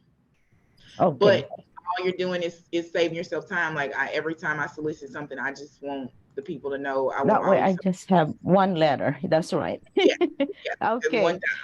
Sounds good, ma'am. Oh my, it's awesome. Excellent. Well, I'll do this same thing tomorrow. I'll get started as early as possible. I'm probably gonna send an email before I leave here tonight. Says, as of 8:39 in the morning, I'll have it open. We'll have the Zoom open. And you can jump in and out as you need to, ask questions, something like that. All right. I appreciate you so much, ma'am. Thank you.